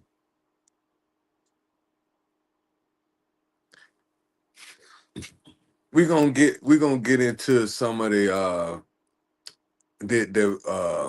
figures as far as we're talking about the civil rights movement and what we've known as the Boule, okay, the Black Illuminati, the Boule.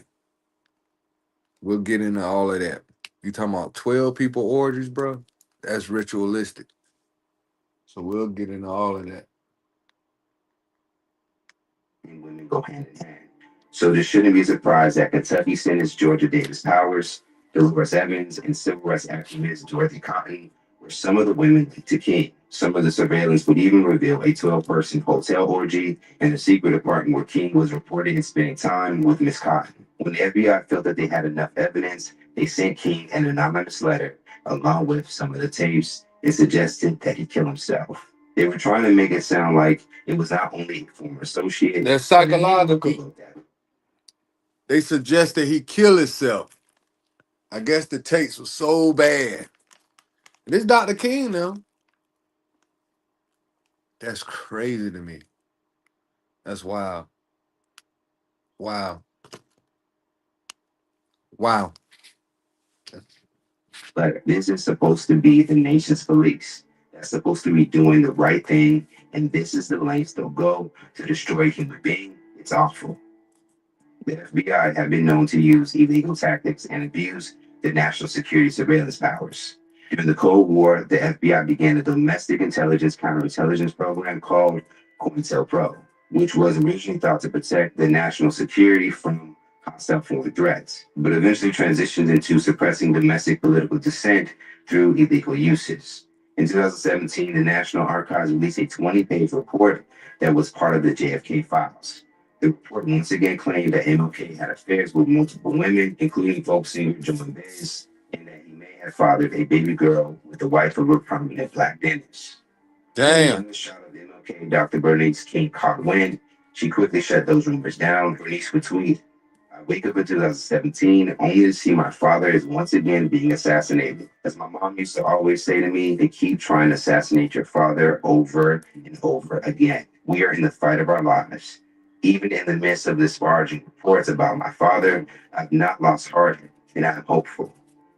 In addition, she said she didn't want people to be distracted, divided, or change the narrative instead, asking them to remain on the high plane of dignity and discipline.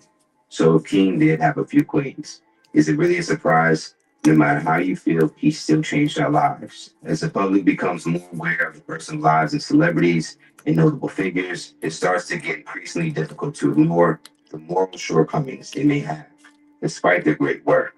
Is Martin Luther King cheating on his wife to spread the civil rights movement in any way? Does the fact that he may have been unfaithful to his wife take away all he's achieved in his lifetime?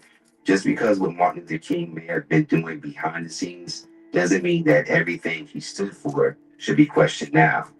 It's about the power of the message, not the image of the messenger. Damn. Damn, bro. So shit. When you got the FBI involved, man, it's pretty much over at that point. It's pretty much over. And when you talking about somebody like J. Edgar Hoover, bro, he had tabs on all that shit. Malcolm X, Medgar Evers, all the way going back to Marcus Garvey. So now what I'm gonna do, see if we can go somewhere.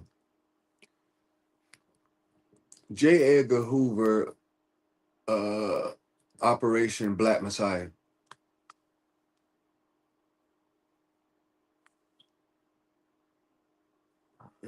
This is Democracy Now!, democracynow.org, The War and Peace Report. I'm Amy Goodman with Aaron Matson. It was 50 years ago today. FBI Director J. Edgar Hoover made headlines Operation by Black calling Messiah. Martin Luther King, quote, the most notorious lie. Okay. For most of the 20th century, the FBI wasn't just a government agency. It was an American religion.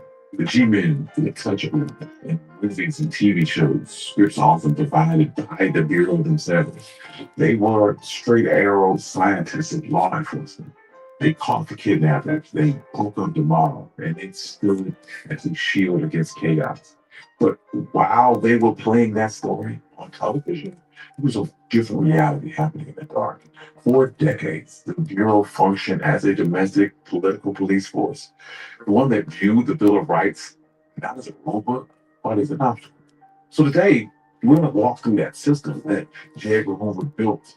We're going to look at how the machinery of national security turned inward against its own citizens, from civil rights leaders to college sophomores. And we're going to tell the story of how the perfect crime finally broke that spell.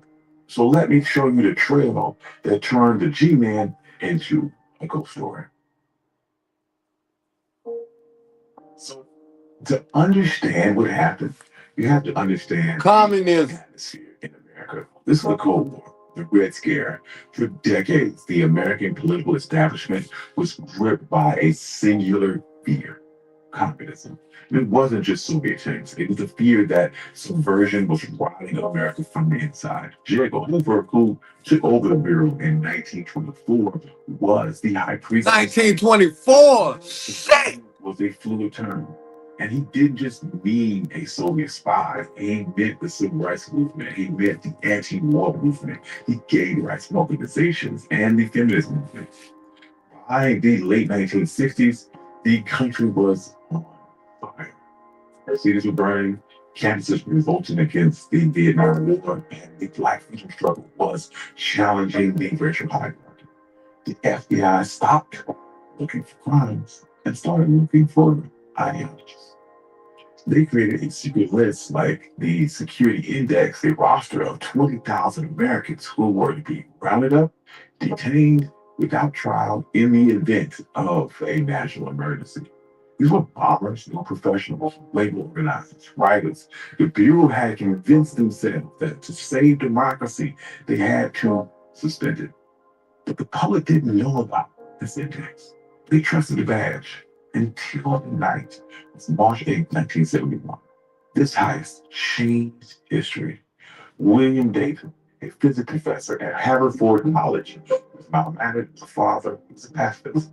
He come to a radical conclusion. The only way to prove that the FBI was suppressing dissent was to steal their files. So he recruited 8 ordinary citizens. They called themselves the Citizens Commission to investigate the FBI. Included in the crew was a cab driver, a graduate student, and a religion professor.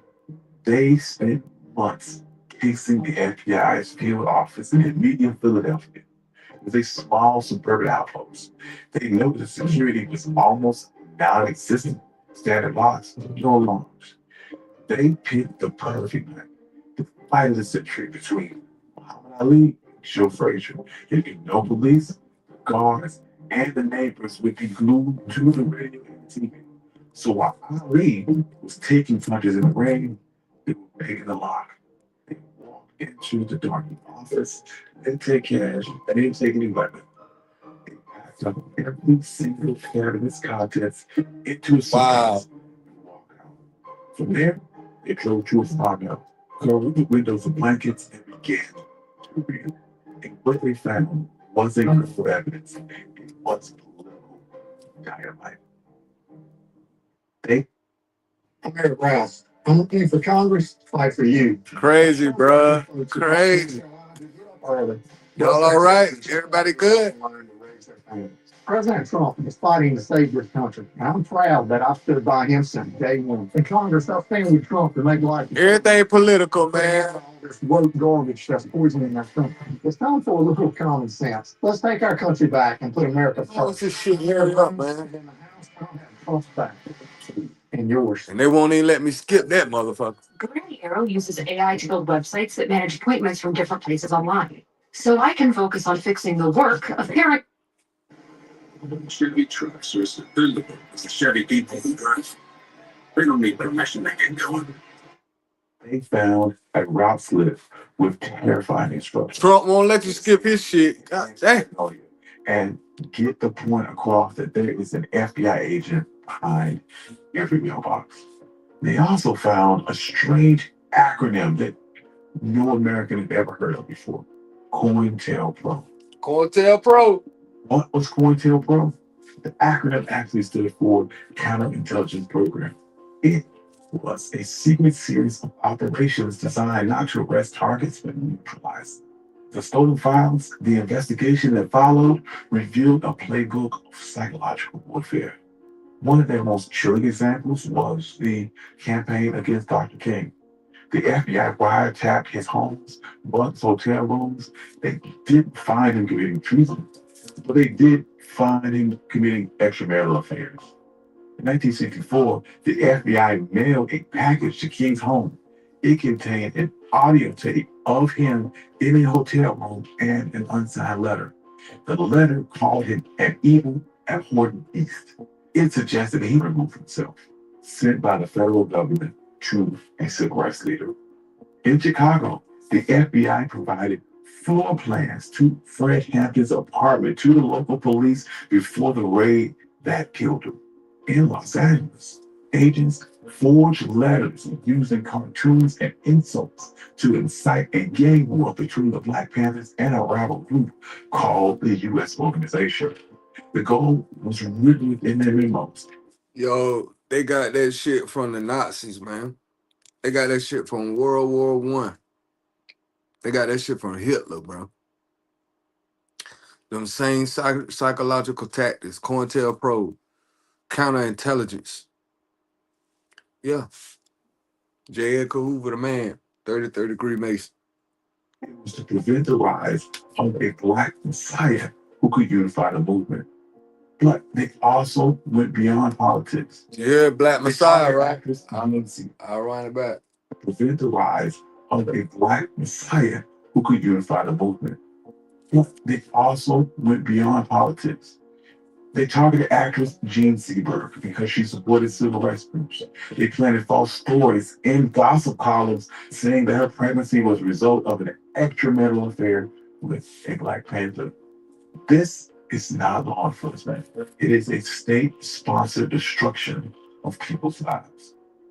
By now, you're probably wondering how nobody stopped this. The presidents, attorney generals, Congress, how could all of them look the other way? The answer lies in the personal files. J. Edgar Hoover served under 8 presidents. He survived them all because he knew where the bodies were buried.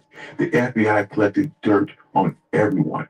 President Kennedy's affairs, Eleanor Roosevelt's friendships, members in Congress who had gambling debts and closeted relationships. Hoover kept these most sensitive files in his. Sound like somebody we know named Epstein. Do y'all want to go there today? That's on y'all. But think about it. All your politicians, okay, all your movie stars, everybody he got footage on. They sound like somebody we know. Also, P. Diddy do the same shit. Yeah, he know where the tapes are. All them parties. He got hidden cameras in all the rooms. That's what you do. You collect dirt so you can have leverage. A lot of those type of relationships won't even we all can't even do business unless you participate in some of that shit. So yeah, it's a real thing. That's why they won't release them other files, the Epstein files. That's a lot. It's like all that heavy redacted shit we've been looking at. The same shit. It's crazy, ain't it? Personal office, not the central system. He would often let the presidents know that he had this damning information, but he would protect them from leaking it. It was a subtle, gentlemanly form of blackmail. You don't fire the man that knows the skeletons in your closet. This allowed the FBI to operate as a state within a state. They manipulated crime statistics to look effective. They ignored organized crime for decades. Hoover famously denied the mafia existed into the late 1950s because chasing communities was better for funding and headlines. The media Philadelphia burglary will open that dam. The file stolen gave reporters the leads they needed. NBC reporter Paul Stein sued for the full COINTELPRO documents.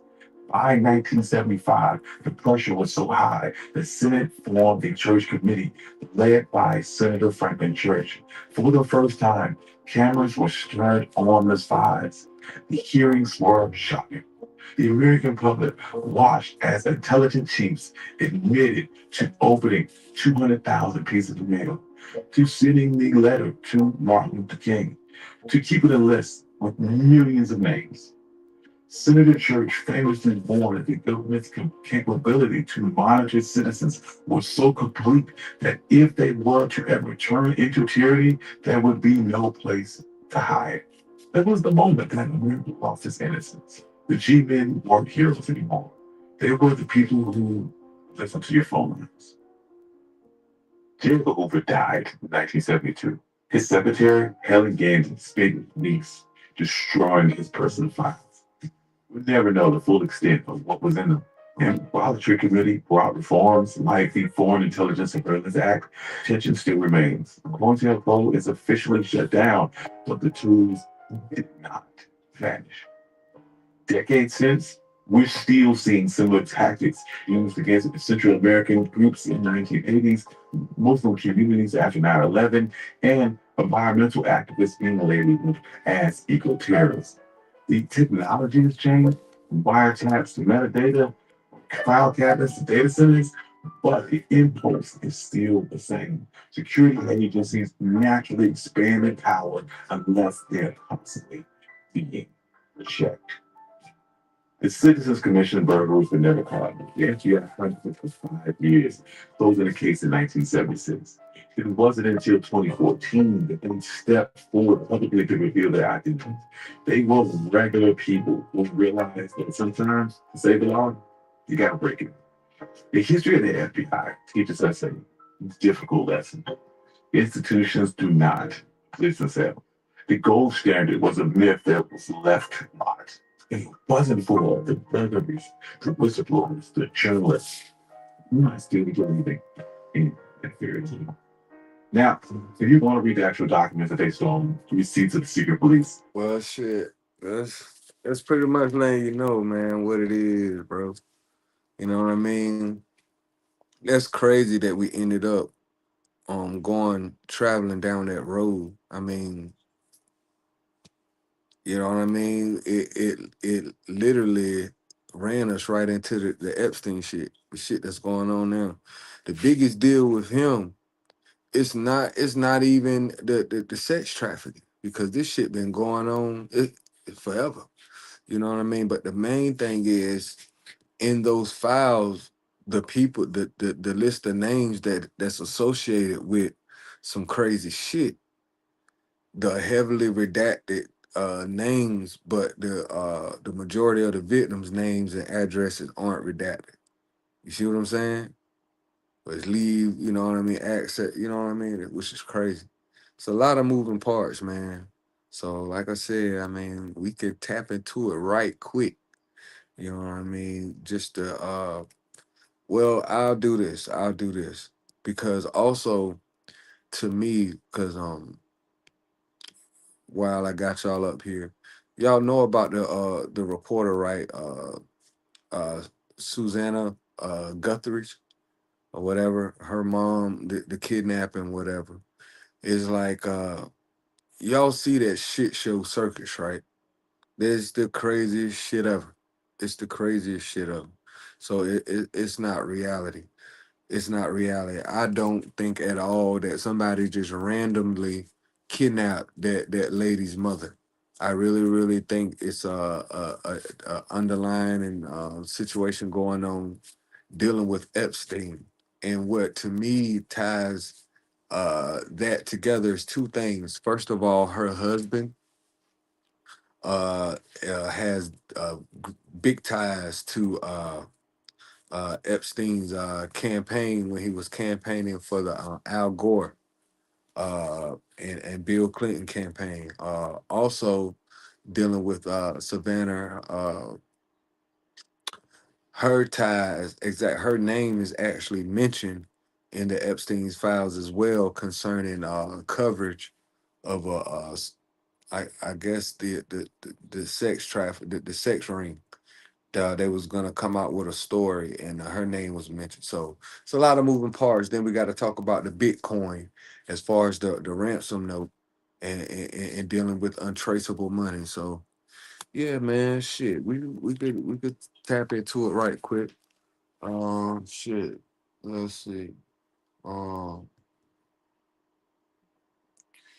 uh, Savannah Guthridge and Epstein files.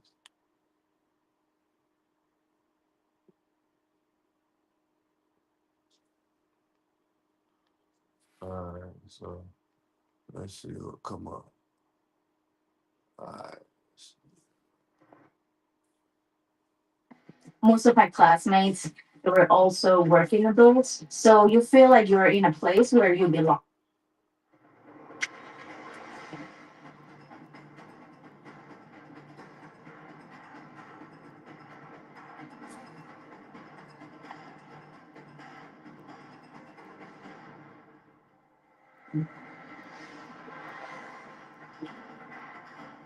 When Today's Show co-anchor Savannah Guthrie's 84-year-old mother, Nancy Guthrie, vanished from her Tucson home earlier this month, what began as a family nightmare quickly became a national headline.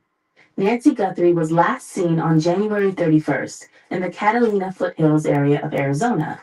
When she failed to attend church the next morning, her family reported her missing.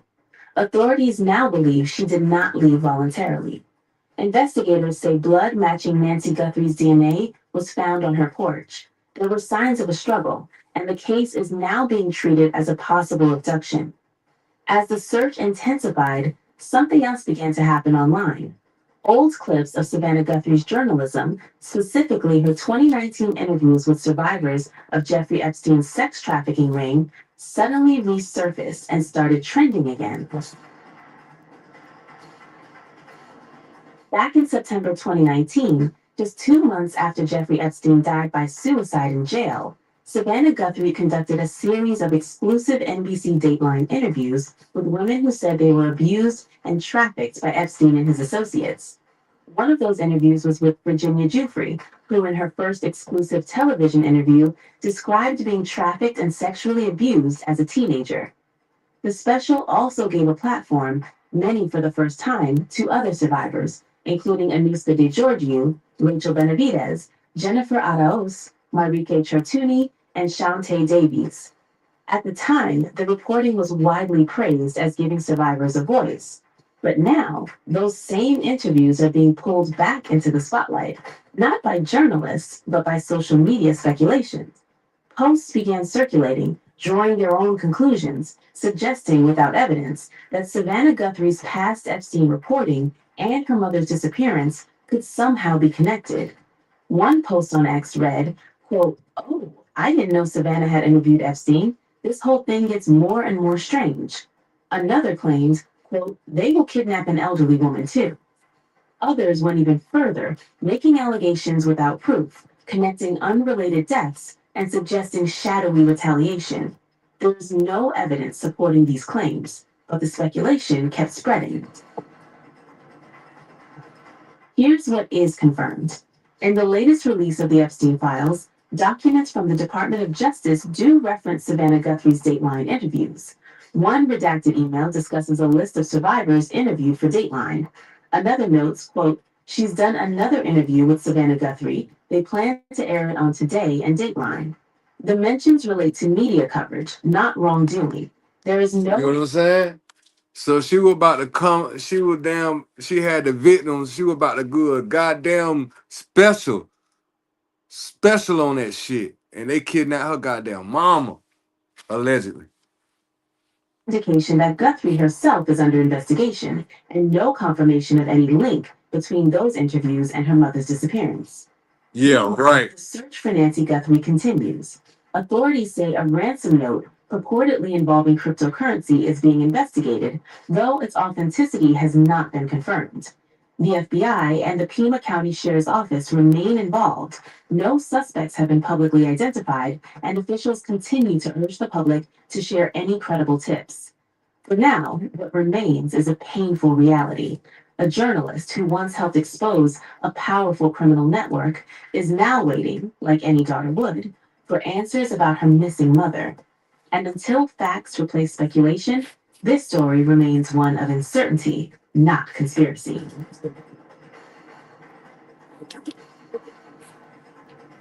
Y'all think?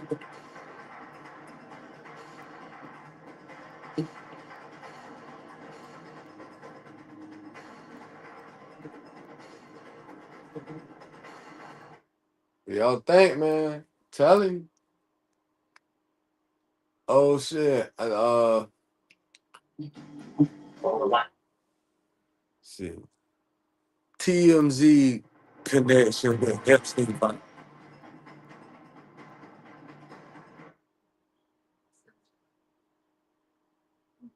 Hold on.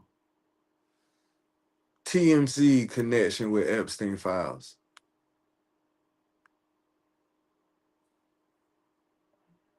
Let's see. Let's see. Let's see. Let's see. Let's see. Trying to. Let's see.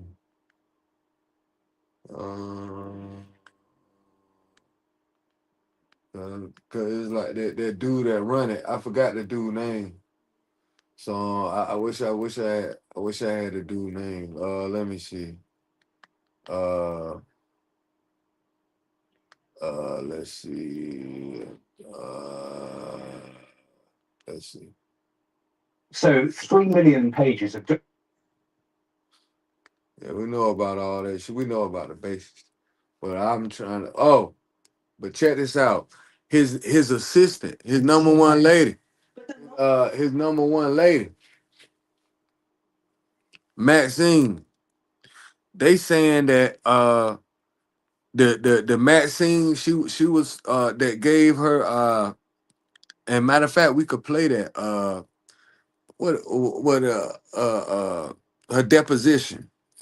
She gave her deposition. They saying that ain't even the real Maxine. That's a body double. Did you know that? The one that was set up to saying that really got all the girls for Epstein, Maxine. Maxine deposition body double. Yeah, let's check it out. Let's see what they're talking about. All right, hold on. Gotta go back up. All right, let's see. Maxine deposition body double. And let's see what we got. Yeah. I'm trying to get back to there we go. All right. Got you. They don't have that commercial, boy.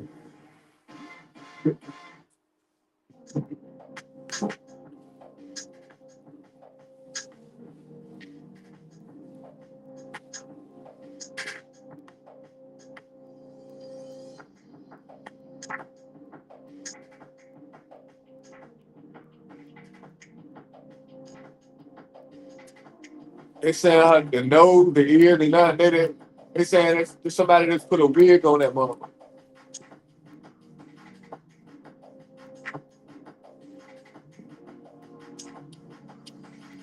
And all she did was plead the fifth the whole time.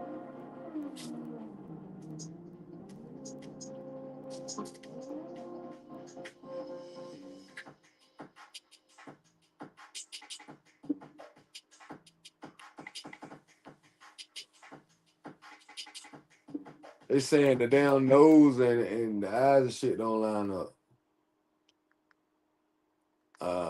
Let's see.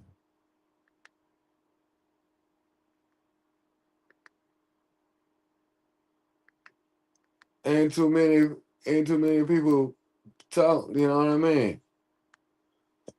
Let me see.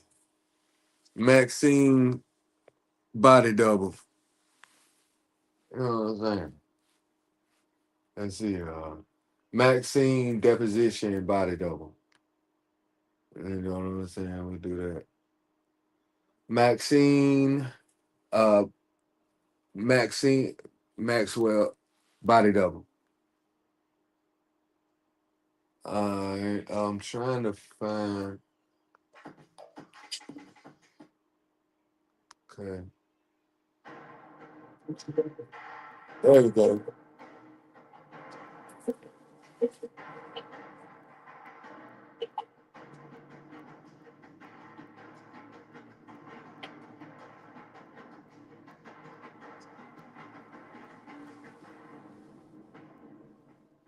Fresh conspiracy theories are exploding online, this time surrounding Ghislaine Maxwell. After newly released deposition footage surfaced, social media users began questioning whether the woman shown in the video is actually Maxwell at all. Some are now asking, is Ghislaine Maxwell really in prison? The video, released by House Oversight Chairman James Comer, shows Maxwell appearing virtually before the committee on February 9.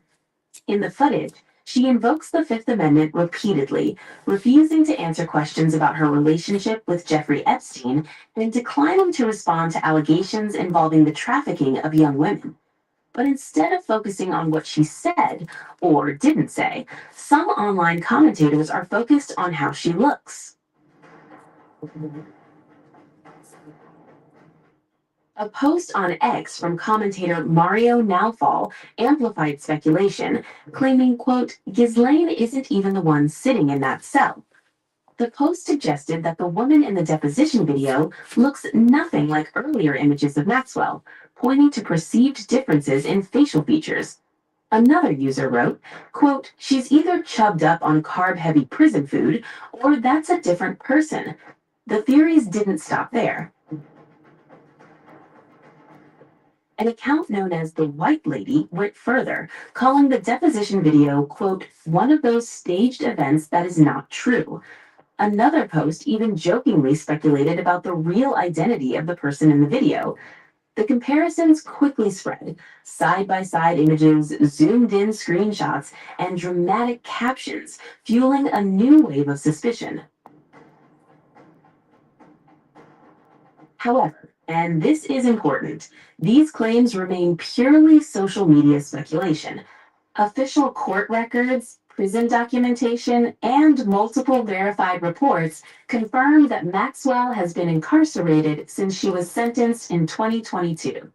There is no credible evidence supporting the viral theory that she has been replaced or that the deposition was staged. Still, in the shadow of the Epstein scandal, where distrust runs deep and unanswered questions linger, conspiracy theories continue. Motherfucker, Max. Damn, them motherfuckers are met with the Pope. Surfacing of deposition footage Hold on. wasn't just enough. They done took pictures with the motherfucking Pope. Y'all see that shit? Their procedural update, it became fuel. And in the age of viral speculation, a single frame of video can spark an entirely new narrative, even when the official record says otherwise. The question now isn't whether Maxwell is in prison, it's why so many people are ready to believe she is.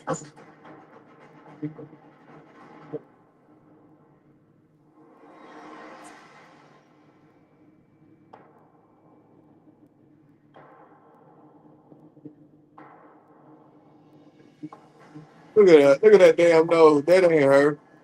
Look at that shit. They need to stop.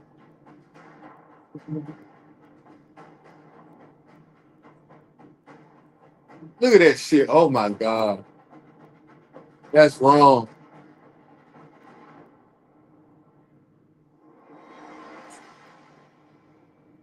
Damn. Who the fuck is that? Ah! That ain't the same person, man. Stop. That's fucked up.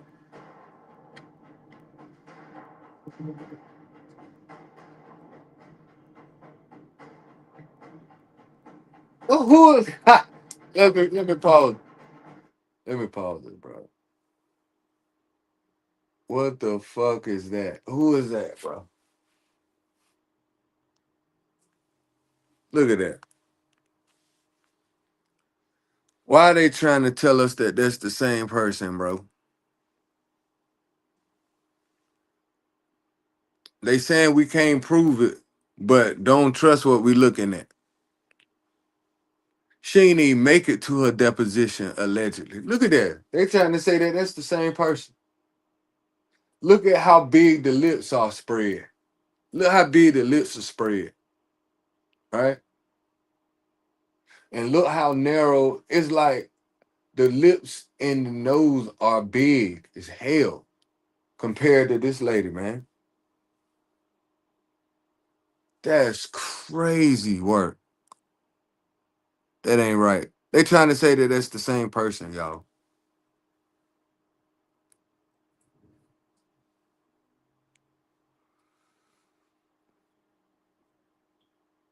They couldn't say she died. They couldn't say she committed suicide because the shit on Epstein too crazy. But look at this. Look at this shit. That's wrong. The part ain't even the same. And that whole shit is wrong.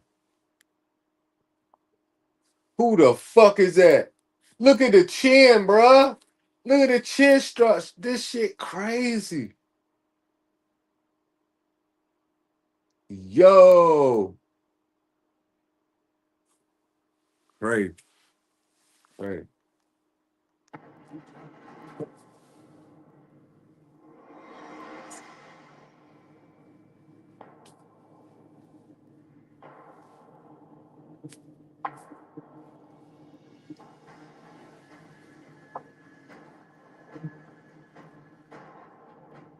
She's like the chub and carb and heavy prison food.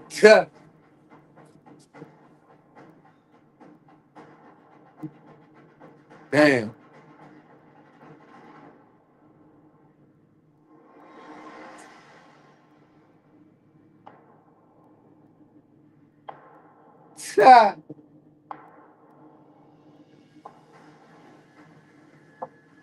Look at that. I'm telling you, bro.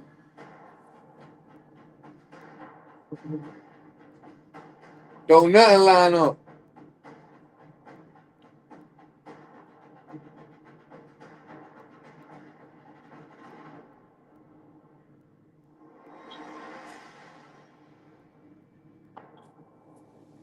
That shit real. That shit real as hell, bro.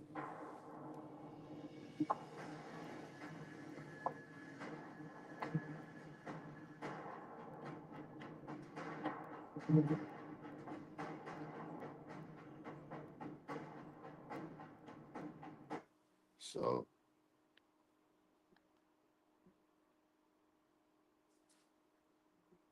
Ms. Maxwell, were you It's just in. A cash ball phenomenon is underway. Mike's on the scene with more. Ms. Maxwell, were you a close friend and confidant of Jeffrey Epstein?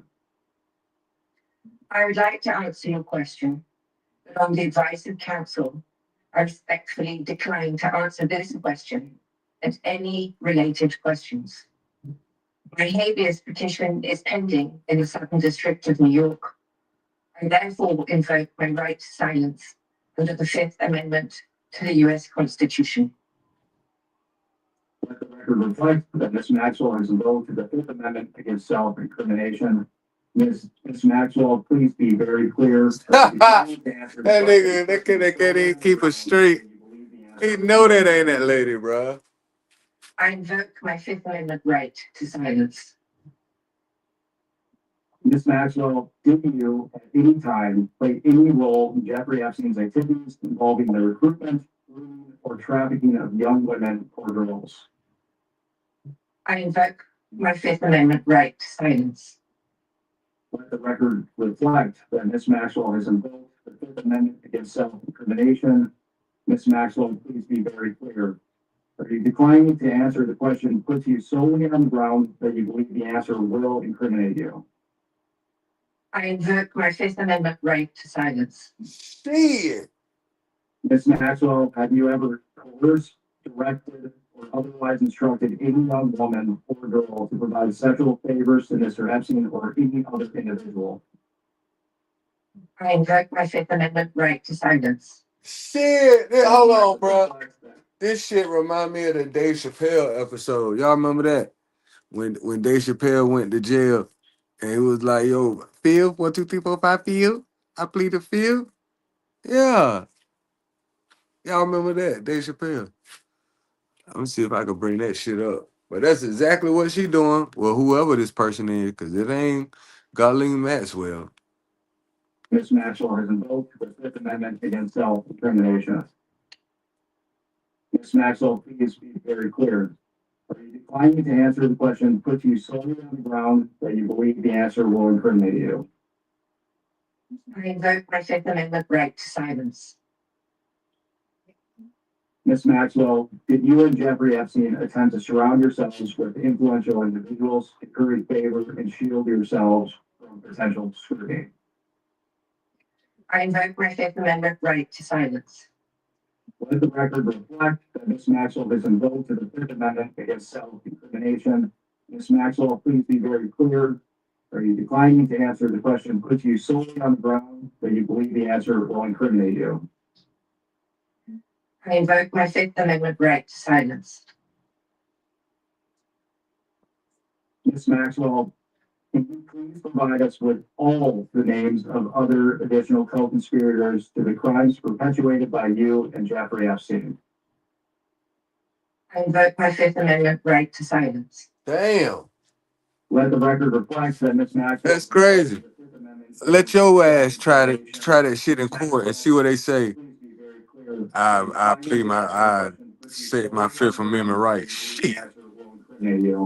Throw your ass in jail. I invoke my Fifth Amendment right to silence. This shit crazy. Ms. Maxwell, is it your intention to answer every question put to you by the committee today with the assertion of your Fifth Amendment right against self-incrimination? I invoke my Fifth Amendment right to silence. She's here. That is yes also. So just as her lawyer, I'll tell you, yes, that's her intention. God damn. So what is the purpose, bro? Like, what the fuck is going on? So that shit weird. That shit weird, bro.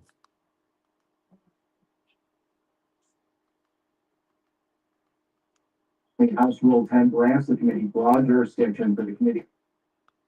So now that we know that ain't the same person, TMZ connection with Epstein files.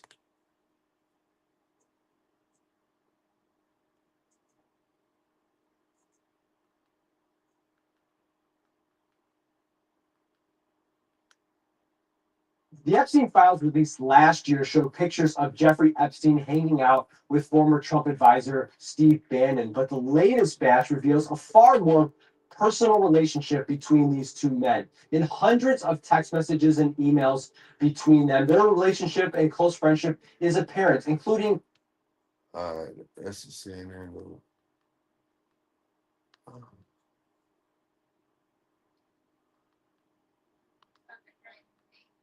Let me see. Hold on, y'all, for a second.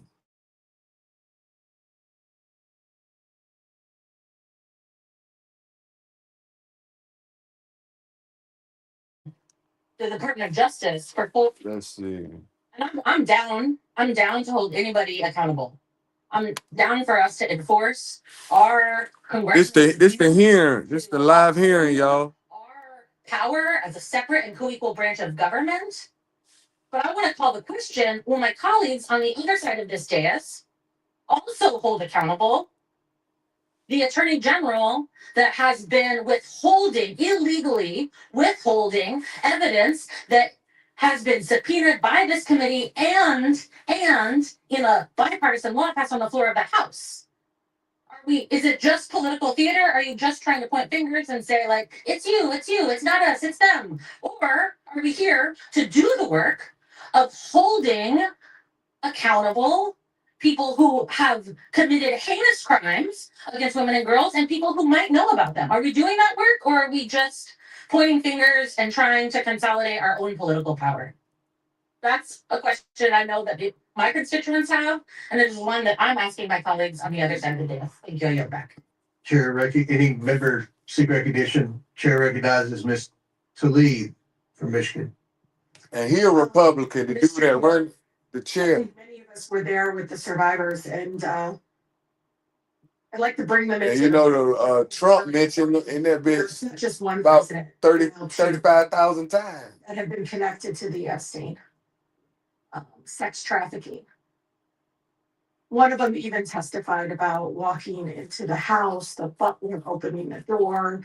There's administrative assistant having no idea she was walking into a horrific scheme that was sending young girls to the powerful, to the rich, the elected officials. And one of the first pictures she said she saw was of Clinton with his arms around Epstein. She saw another one of Trump with Epstein. And I just remember her almost trying to convince us, like, understand that I had no idea, as if somehow she was guilty. Do you all remember that? And so I'm here to tell you, I'm ready to vote. But I'm also just taken aback and disgusted because I didn't need a birthday card to say the President of the United States, current President of the United States, had something. I didn't need to see the photos by the chairman today of Clinton. I mean, all I needed to do was hear the survivors tell us, please do something. These are people that have impacted their lives forever. But I just don't understand, Mr. Chair, and this is with all due respect, I just don't get why Bondi cannot be held in contempt, why we're not for it. I don't care if she says that she wants to plead the fifth. So what? Do it in front of the American people. Uh-oh. Same thing with Maxwell. She's telling the committee she's going to plead the fifth. Fine. Have her come before this committee to do it in front of the American people. The fact of the matter is, are you saying that if anybody wants to... That ain't Maxwell. That's what I'm trying to tell you. That doesn't make any sense. What excuse is that?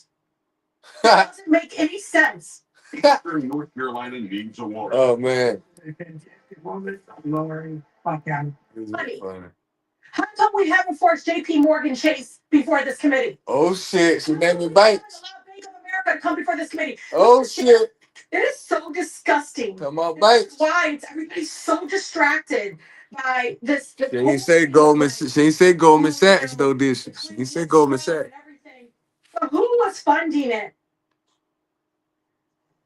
Literally, J.P. Morgan turned a blind eye to evidence of sex trafficking even after his 2008 conviction. Hear me out. After he was convicted, they still hid suspicious activity reports that should have been reported.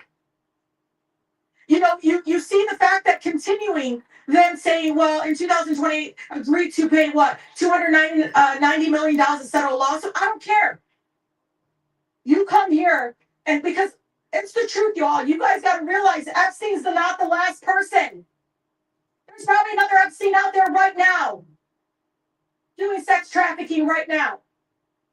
We should hold everybody in contempt that had anything to do to cover this up, including bank executives that still have their jobs. The fact of the matter is, we know what this is. You want to talk about Bill Clinton, Hillary Clinton, but talk about everybody involved. Oh, shit. Because it does look like you're only doing this to distract everyone when we know not one, but two presidents Shit. were involved. And those young ladies shaking when they were testing pregnant because they didn't know if they could trust us. Some of them literally said, we had no idea what we were walking into. But they were connected to the rich. They were connected to the presidents. You heard them say that over and over again.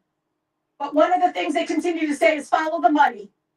Because Mr. Chair, Bill Clinton, Donald Trump, J.P. Morgan, all these people, they will not be the last folks that allowed a sex trafficker to harm young women, Shit. children. Donald Trump said, grab him by the pussy. Y'all remember that? President. Crazy, man. Crazy. That cat crazy. Sit back and say, well, Maxwell's going to plead the fifth. Bondi's going to plead the fifth. He called it locker room talk or some shit like that. You were directly involved. How many times did the survivors mention her? How many times? Saying that she lured them in. She was primarily involved. And Mr. Chair, you and I had conversations. And you said, give us names. They gave us names. And you know it. So why are you all focused only on them? And let me tell you, you know where I stand. I will hold anybody in contempt that will not give us information. I don't care how many lawyers they bounce up on us. But I'll tell you, Mr. Chair, shame on us for not forcing Bondi before this committee. Shame on us for not forcing Maxwell before this committee. Shame on us for not forcing J.P. Morgan Chase to answer questions that many of us have of $1.5 billion in suspicious activity. Because somebody had to fund this madness, this horrific actions by these men. With that, Mr. Chair, I yield. Ms. Talib, if I may respond to some of that before I recognize Mr. Bobert's next. Okay. I believe with all my heart, you were as sincere as anyone on this committee about wanting to get answers about the truth. Mhm. And I believe your heart is pure. Maxwell is coming in front of this committee. Yeah, right. Maxwell, that ain't the real Maxwell. I don't give a damn what he talking about. That's what turned me off right there. Look at this shit. When allergies throw a sucker punch. Hey man, I appreciate y'all, man, for just being here. I really do. Get fast, powerful relief of your worst symptoms like nasal congestion. Claritin clears. Always got 7 times. Cole Nagel is going to fight this case for us. If you need help, please call us today. So these unsent draft emails in this particular situation have caught a lot of attention. What do you know about them?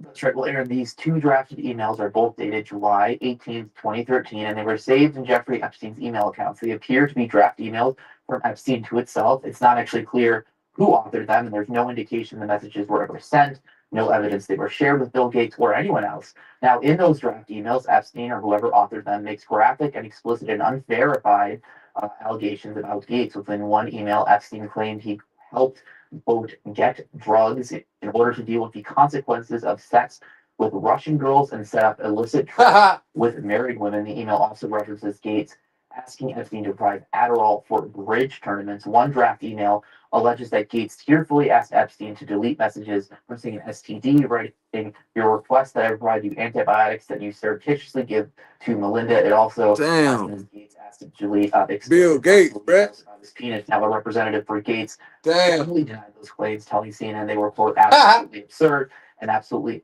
false. And Gates himself was asked about this by a CNN affiliate in Australia. Take a listen to what he said here. Oh shit.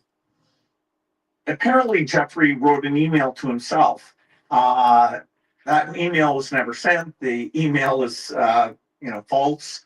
So I don't know what his thinking was there. It just reminds me, everything I met with him, I regret and I, apologize that I did that. It's actually true that I was only at dinners. I never went to the island. I never met any women. And so, the more that comes out, the more clear it'll be that although the time was a mistake, it had nothing to do with that kind of behavior.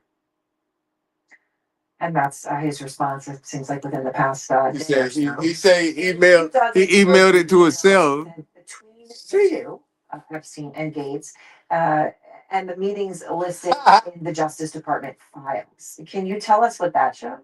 Well, what also stands out, Aaron, is how much Epstein was advising Gates on his philanthropic strategy more than previously known. And it appears in at least one of those emails that Gates took Epstein's advice seriously. For instance, an email exchange from August 2014 shows Gates and Epstein discussing Gates' approach to philanthropy. Epstein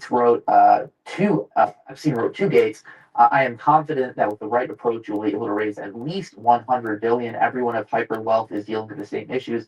How to give some away? I can see that selling yourself is not your strong point, to which Gates replied, I agree, I should not use slides or even do a presentation. I do think a bit about how surprised I am at how tough doing good philanthropy is, and what really has worked might be interesting to them. I will find a time for us to talk this week, because we're not the only meetings, according to Epstein's calendars and emails, which we went through. Epstein's email listed a dinner with Gates in December 2010, a possible lunch in February 2011, followed by a dinner in April and October 2011. The records also show a planned meeting in Norway August 2012, another a week later, 2 meetings in February 2013, a possible dinner in September 2013, in which Epstein extended an invite to a Norwegian diplomat.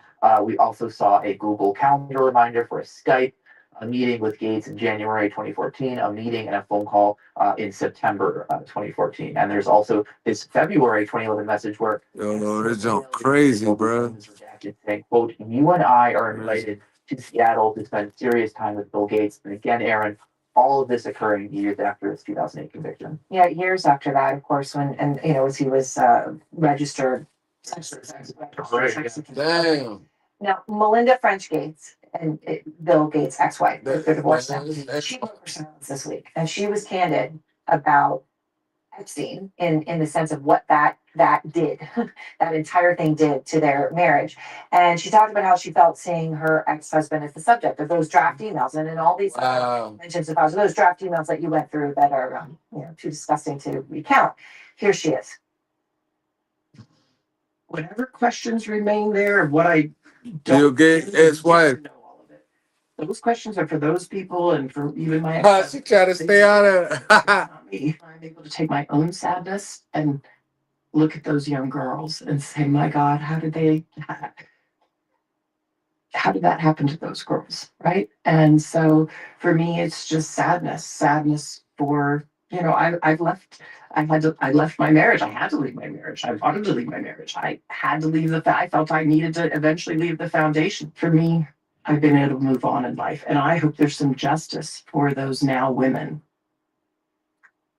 And that was incredibly powerful. Your reporting suggests that Epstein appeared to be aware of the fact that Melinda Gates was uncomfortable with his relationship with Bill Gates. Yeah, that's absolutely right, Aaron. Remember, too, the Wall Street Journal previously reported Bill Gates' association with Epstein was a factor in their divorce. And we found a February 2017 text exchange between Epstein and a redacted intermediary who wrote about Gates. He wants to talk to you, but his wife won't let him.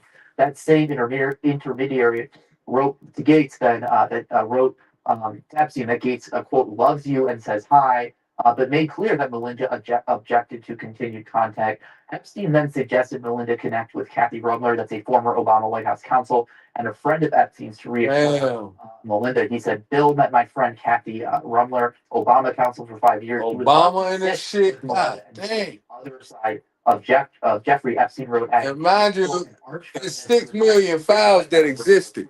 It's 6 million, but it's only 3 million that's been released. And out of that 3 million, a lot of this shit heavy redacted, except the victims. I do not know. So it's still 3 million that, yeah, they voted. They just voted for that shit to come out. I'll play that shit after this. Pedophiles, wide-reaching global. So they ain't gonna come out with the other 3 million. It was August 2006 when Palm Beach police went public with their investigation. August 2006 when police said Epstein had committed unlawful sex acts with and lewd and lascivious molestation of 5 underage girls. 2006. Epstein would, a couple years later. Look at it, like he posing for the picture. Prostitution, one of those counts involving a minor. So that's 2008. And he heavy in the gaming too. And I guess what it was, allegedly, with Xbox, Bill Gates and shit with Apple. Xbox is made by Apple. So Epstein is big on gaming. So Bill Gates canceled his damn subscription to Xbox. In which Clark profusely thanked Epstein for allegedly. I can't thank you enough for including me in it. I'll never forget. It was truly once in a lifetime in every way, though I hope to be invited again, unquote. Epstein responded, writing, quote, you are always welcome. There are many, many nights of unique talents. You will be invited often, unquote. Unique talents. These sort of cringy, chummy emails between Epstein and Karp continued as recently as February 2019. That's the year that Epstein showed up dead in his cell, later ruled suicide. And only months before he would face a second set of criminal charges for sex trafficking minors. In a previous statement to the Wall Street Journal, the Paul Weiss firm said, quote, Mr. Karp never witnessed or participated in any misconduct. Mr. Karp, 2 group dinners in New York City, had a small number of social interactions by email, all of which he regrets. I bet he does. Karp's own statement says, quote, recent reporting has created a distraction and has placed a focus on me that is not in the best interests of firm. Despite stepping down as chairman, the law firm says Karp, quote, will continue to focus his full-time attention to client service at the firm. We're also getting our first look at the hundreds of friendly text messages between Epstein and former Trump advisor, MAGA Svengali Steve Bannon. Yep. They include crude sexual jokes about women and Trump and discussions on countless other topics. Put together, the communications suggest a much closer relationship between the two that was widely understood. There's also a nearly 2-hour-long, largely sympathetic interview filmed around 2019. That's crazy. So let me see. Government votes not to come out with the rest of the Epstein files.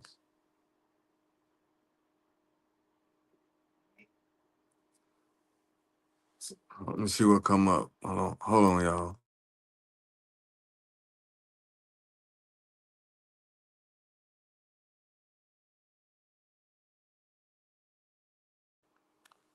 So we see what we got.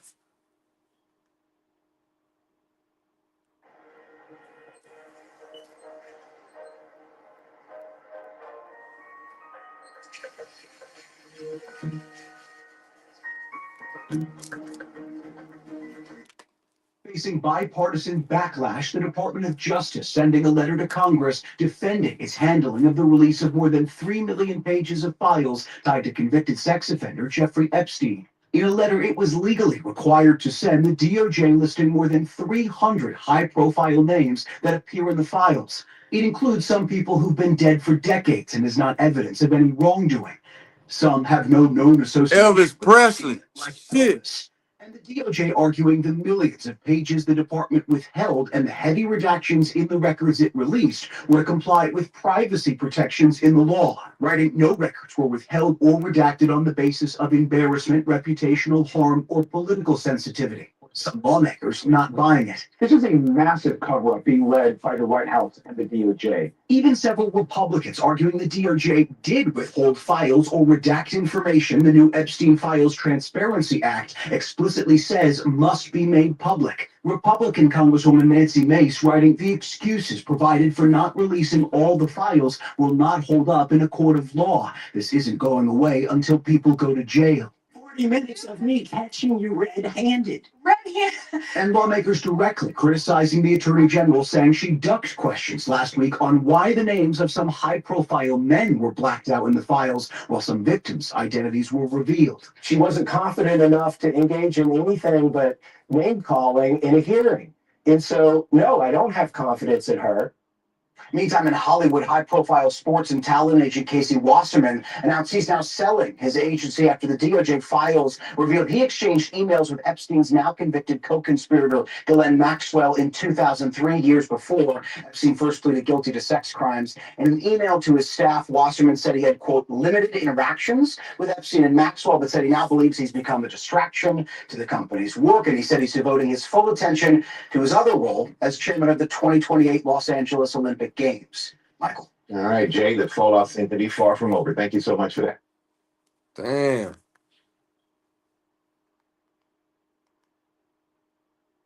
Let's bring in MS Now's Ken Galanian in Washington. Michael Schnell is covering Capitol Hill, and with me here in the studio, Republican strategist and MS Now political analyst Susan Del Percio. Welcome to all of you. Crazy, right?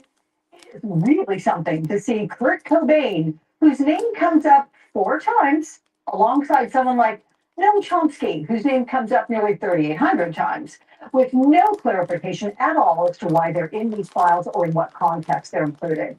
Do we have any idea why it was done this way? Good afternoon, Alex. Well, the Justice Department points out that the term politically exposed person is not really defined in the statute, and they suggest that they did this as best they could. They were following the law. But of course, another way to look at this is they're hiding the ball here. They're doing what commercial litigants do all the time. They dump people they dump information on their opponents and say, you guys sort it out. So we're left not knowing what the meaning of some of these names, why they're included. They didn't have to do that. They could have been more specific. They chose not to. At the same time, from their perspective, they're sitting there and saying, look, the Biden administration didn't release any of these files. We've released a ton of Epstein files, not satisfying everybody, but they believe they've made a good faith effort. And I do have to give them credit. I mean, there's some very graphic allegations about Donald Trump in these files that saw the light of day. Some of our sources were worried that those files would not be released. In fact, they were. We don't know still what's been withheld. They're citing things like deliberative process privilege and attorney work product privilege that Congress really doesn't recognize, and would argue that they should not be withheld under the law. But nonetheless, the Justice Department is arguing that they have been fully transparent here, and they're doing the best they can under some very difficult circumstances. I don't know, man. Marilyn Monroe, she died in 1962. I mean, Jeffrey Epstein was 9 years old. Really? That one is really quite extraordinary, that one. But let's get to you, Susan, because Nancy Mace, she is certainly joining some Democrats, and she's calling this a cover-up. Is that what you see? Wow. They're trying to cover up something now. What I keep hearing in my head is what Marjorie Taylor Greene said when she spoke to Donald Trump, is that it will hurt a lot of people who I know. Yep. That's what he said. And that's what I think this is all about, to Ken's point, is dump as much as you can in there, try and dissect it. We talked about 6 million files. There's now 3 million that have been released. There's 3 more million to go. I think if they want See, such there's 3 million more that it's hard that for they people won't to even understand. release. And frankly, I don't think they thought people like reporters and members of the House of Representatives would be so quick to get through it all. I think that that was in part of the surprise, is that, wow, they were able to go through these records pretty quickly and get some information.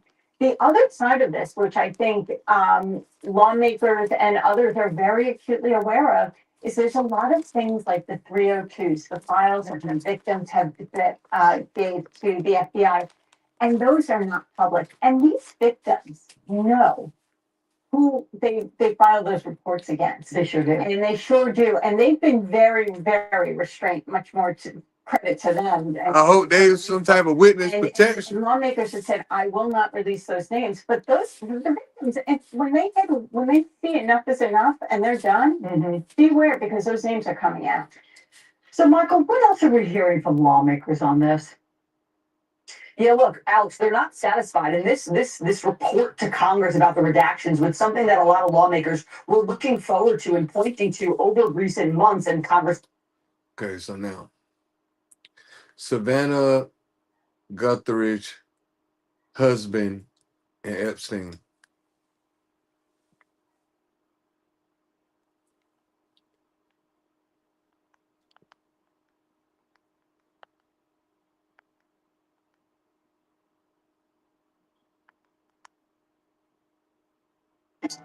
There's no way I can get all this out today. Don't worry, we just used to.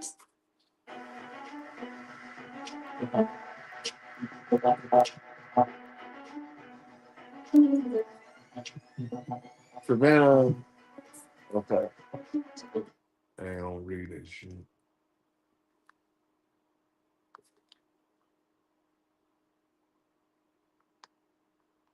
Hold on.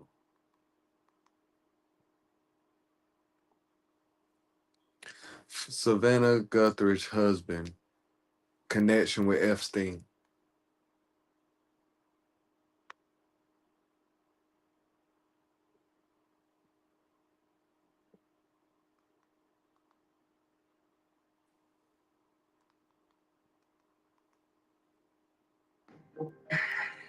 Our one is our heart and our home. These are notes. These are supposed notes. Virginia Giuffre and 6 women in total that sat down with Savannah Guthrie. Her mom was just kidnapped a couple days ago, and they took this video off of all of their network. I was so young. I woke me up in the morning and said, "You're going to meet a prince today."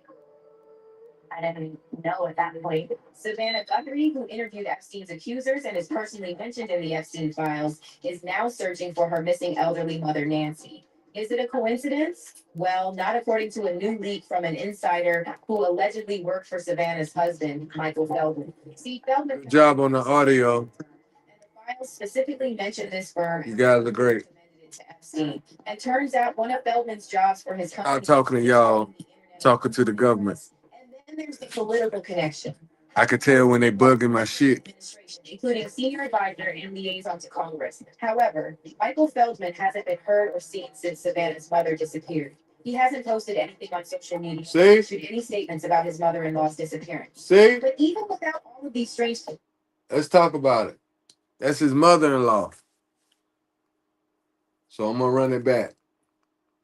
Look at the connection between Savannah Guthridge's husband and Epstein. This is the mother-in-law. The father. This is his mother-in-law now. Check this out. Our one is our heart and our home. She's 84 years old. This was Virginia Giuffre and 6 women in total that sat down with Savannah Guthrie. Her mom was just kidnapped a couple days ago, and they took this video off of all of their network. See? I was so young. He woke me up in the morning and said, "You're going to meet a prince today." I didn't know at that point. Savannah Guthrie, who interviewed Epstein's accusers and is personally mentioned in the Epstein files, is now searching for her missing elderly mother, Nancy.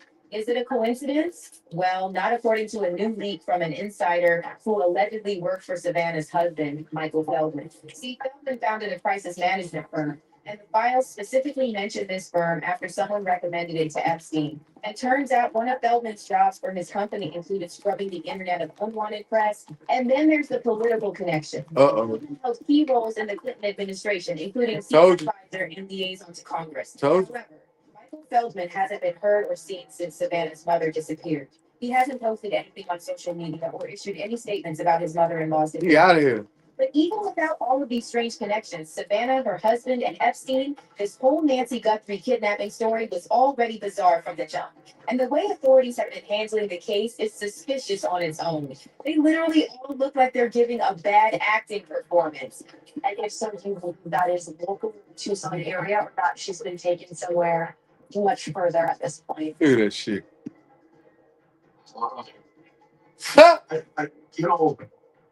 We just not gonna give up hope. I hope she's out there. So you still believe this is an active rescue mission at this point? Something Damn. here. The fact that Nancy was abducted without a trace less than 48 hours after the Epstein file stuff is way too big a coincidence to ignore.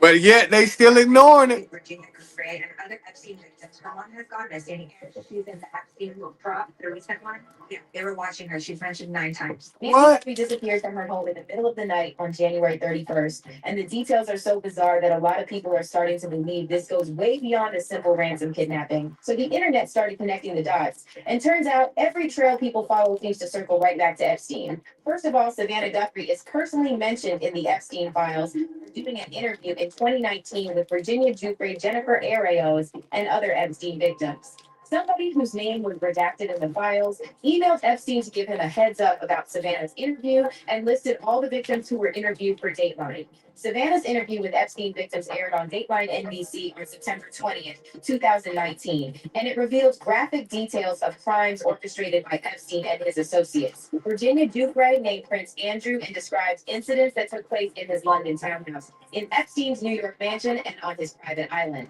What happened? I was young. He woke me up in the morning and said, "You're going to meet a prince today." I didn't know at that point that I was going to be with that prince. This interview was also the first time other victims, such as Jennifer Arios, Marika Chartuni, and Shantae Davies, shared their stories publicly and described how Epstein operated. I fell it down, and he was able to. It was really exciting. They failed us before. The interviews also featured former Palm Beach Police Chief Michael Ryder, who called the mishandling of Epstein's case the worst failure of the criminal justice system in modern times. Wow. What's interesting, though, is that there's no full publicly available version of Savannah's 2019 interview anywhere online. You can only find short clips, and everything in those clips is stuff that was already known, legally cleared, and considered safe to air. This is where it gets deeper. Savannah didn't back down after that interview. Instead, it almost seemed like she was determined to push the idea that only Republicans were involved in Epstein's network, despite the file clearly showing powerful figures from both political parties were implicated. However, before the 2020 election, Savannah aggressively pressured Trump to say there was no Democrat satanic ring. Yet she never once pressed the issue of Democrats. And I saw that interview live. It is this theory that Democrats are a satanic ring, and that you are the savior of that. Oh, of course you would put a commercial on that. Well, she asked Donald Trump on live TV that you the savior of the sex trafficking, devil worshiping sex trafficking ring of young kids. You the savior of it. A lot's happened. QAnon. Y'all remember QAnon? The Twister remake, a dramatic election. Well, they sure got a lot of commercials on that part, bro. But do you remember how nice filing your taxes But was? don't worry, No regrets. I can bring it up. Don't worry. With a low upfront price. I'll wait till they finish this bullshit. Process. Good times. Let's do it again. How convenient. With Ramsey Smart Hacks.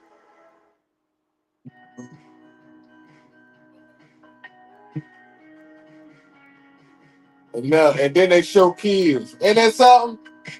Commercial crazy. Now, can you just once and for all? But check them out.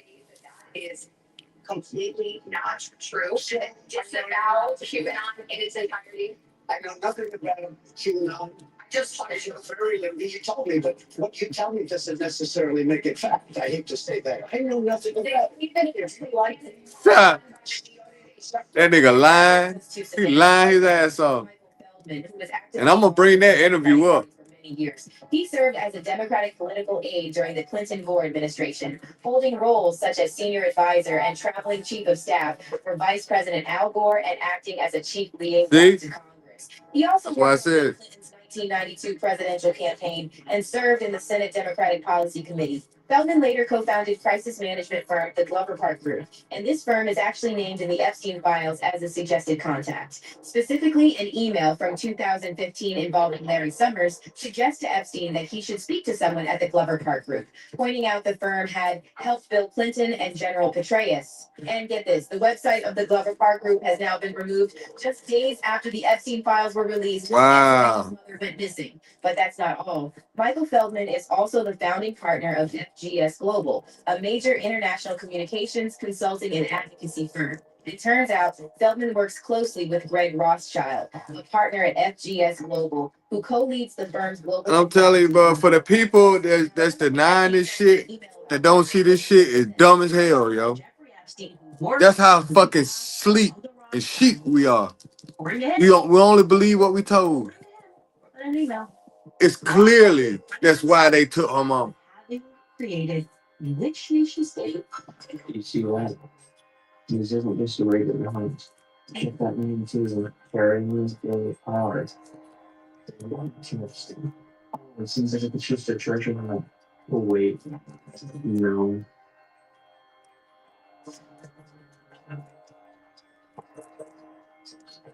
Oh, get ready for this one. This is like totally subjective to see that. Everything I just said is subjective to see.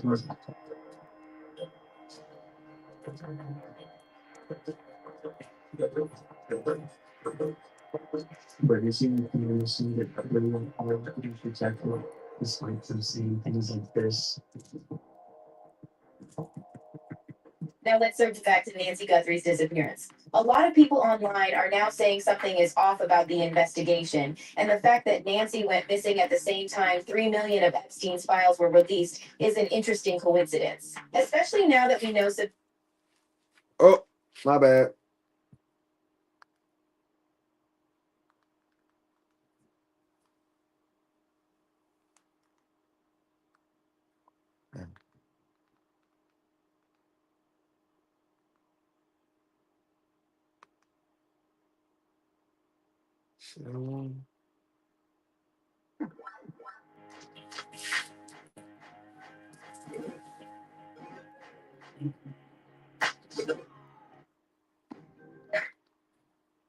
Yeah, I won't even finish it. I was right at the end and then I fucked it up myself. Okay. We are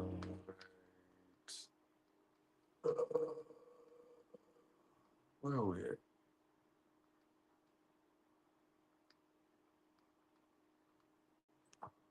Short clips, and everything in those clips is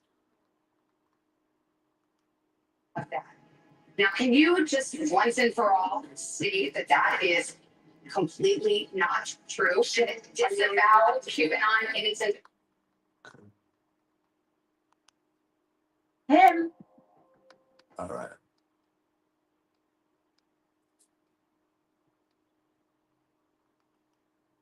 During the Clinton Gore administration, holding roles such as senior advisor and traveling chief of staff for Vice President Al Gore and acting as I appreciate y'all hanging in there with. He also worked on Bill Clinton's 1992 presidential campaign. I ain't gonna be with y'all too much. Democratic Policy Committee. Feldman later co-founded crisis management firm, the Glover Park Group, and this firm is actually named in the Epstein files as a suggested contact. Specifically, an email from 2015 involving Larry Summers suggests to Epstein that he should speak to someone at the Glover Park Group, pointing out the firm had helped Bill Clinton and General Petraeus. And get this, the website of the Glover Park Group has now been removed just days after the Epstein files were released and Savannah's mother went missing. But that's not all. Coincidence, right? Yeah, right. Why ain't nobody talk about this shit? Why ain't nobody bringing this shit? Consulting and advocacy firm. It turns out Feldman works closely with Greg Rothschild, a partner at FGS Global, who co-leads the firm's global technology and media practice. Now, remember what Epstein said in that email about what family he represents. And Jeffrey Epstein, who worked on behalf of the Rothschilds, according to him, in an email, Rothschilds who credit themselves with having created which nation state? Do you see that? This isn't just a regular hunt. Check that name to the Herons Day Hour. They will be interesting. Oh, it seems like they could choose their treasure map. Oh, wait. No.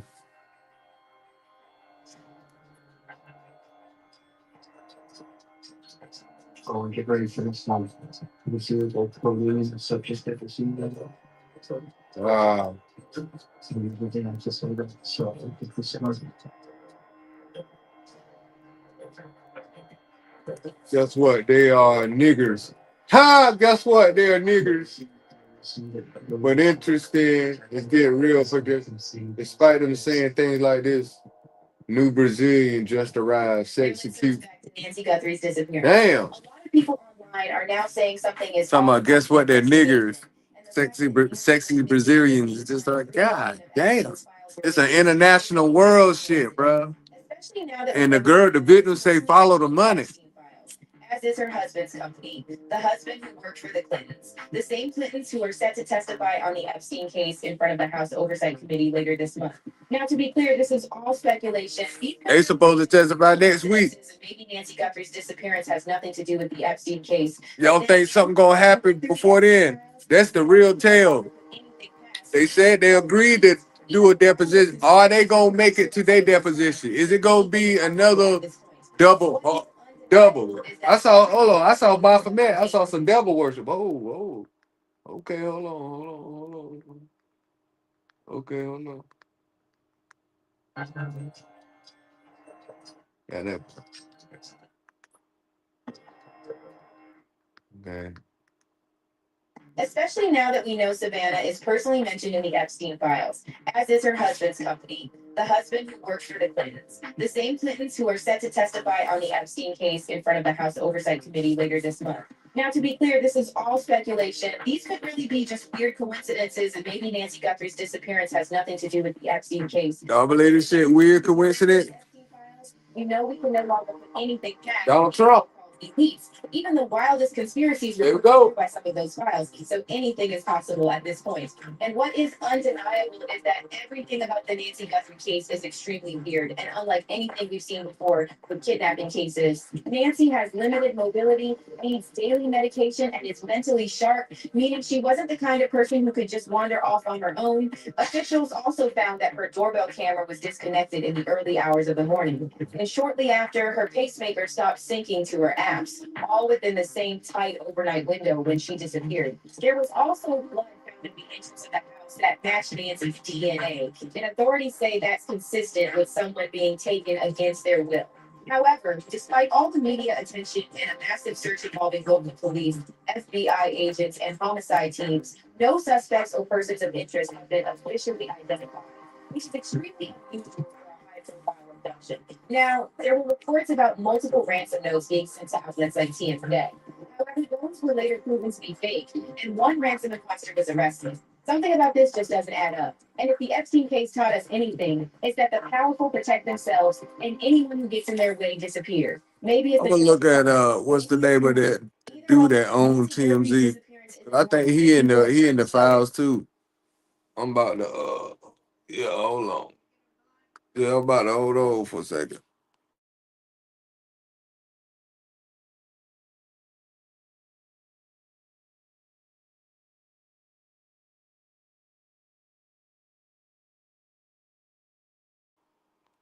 I'm gonna see if I can find the dude name. If somebody know it in his name, if somebody know the owner of the TMZ name, the dude that run it, let me know. Let's see. TMZ. TMZ.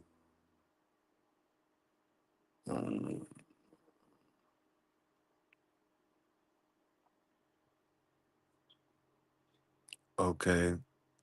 Harvey Levin. Okay, Levin. Okay. Harvey Levin in Epstein connection.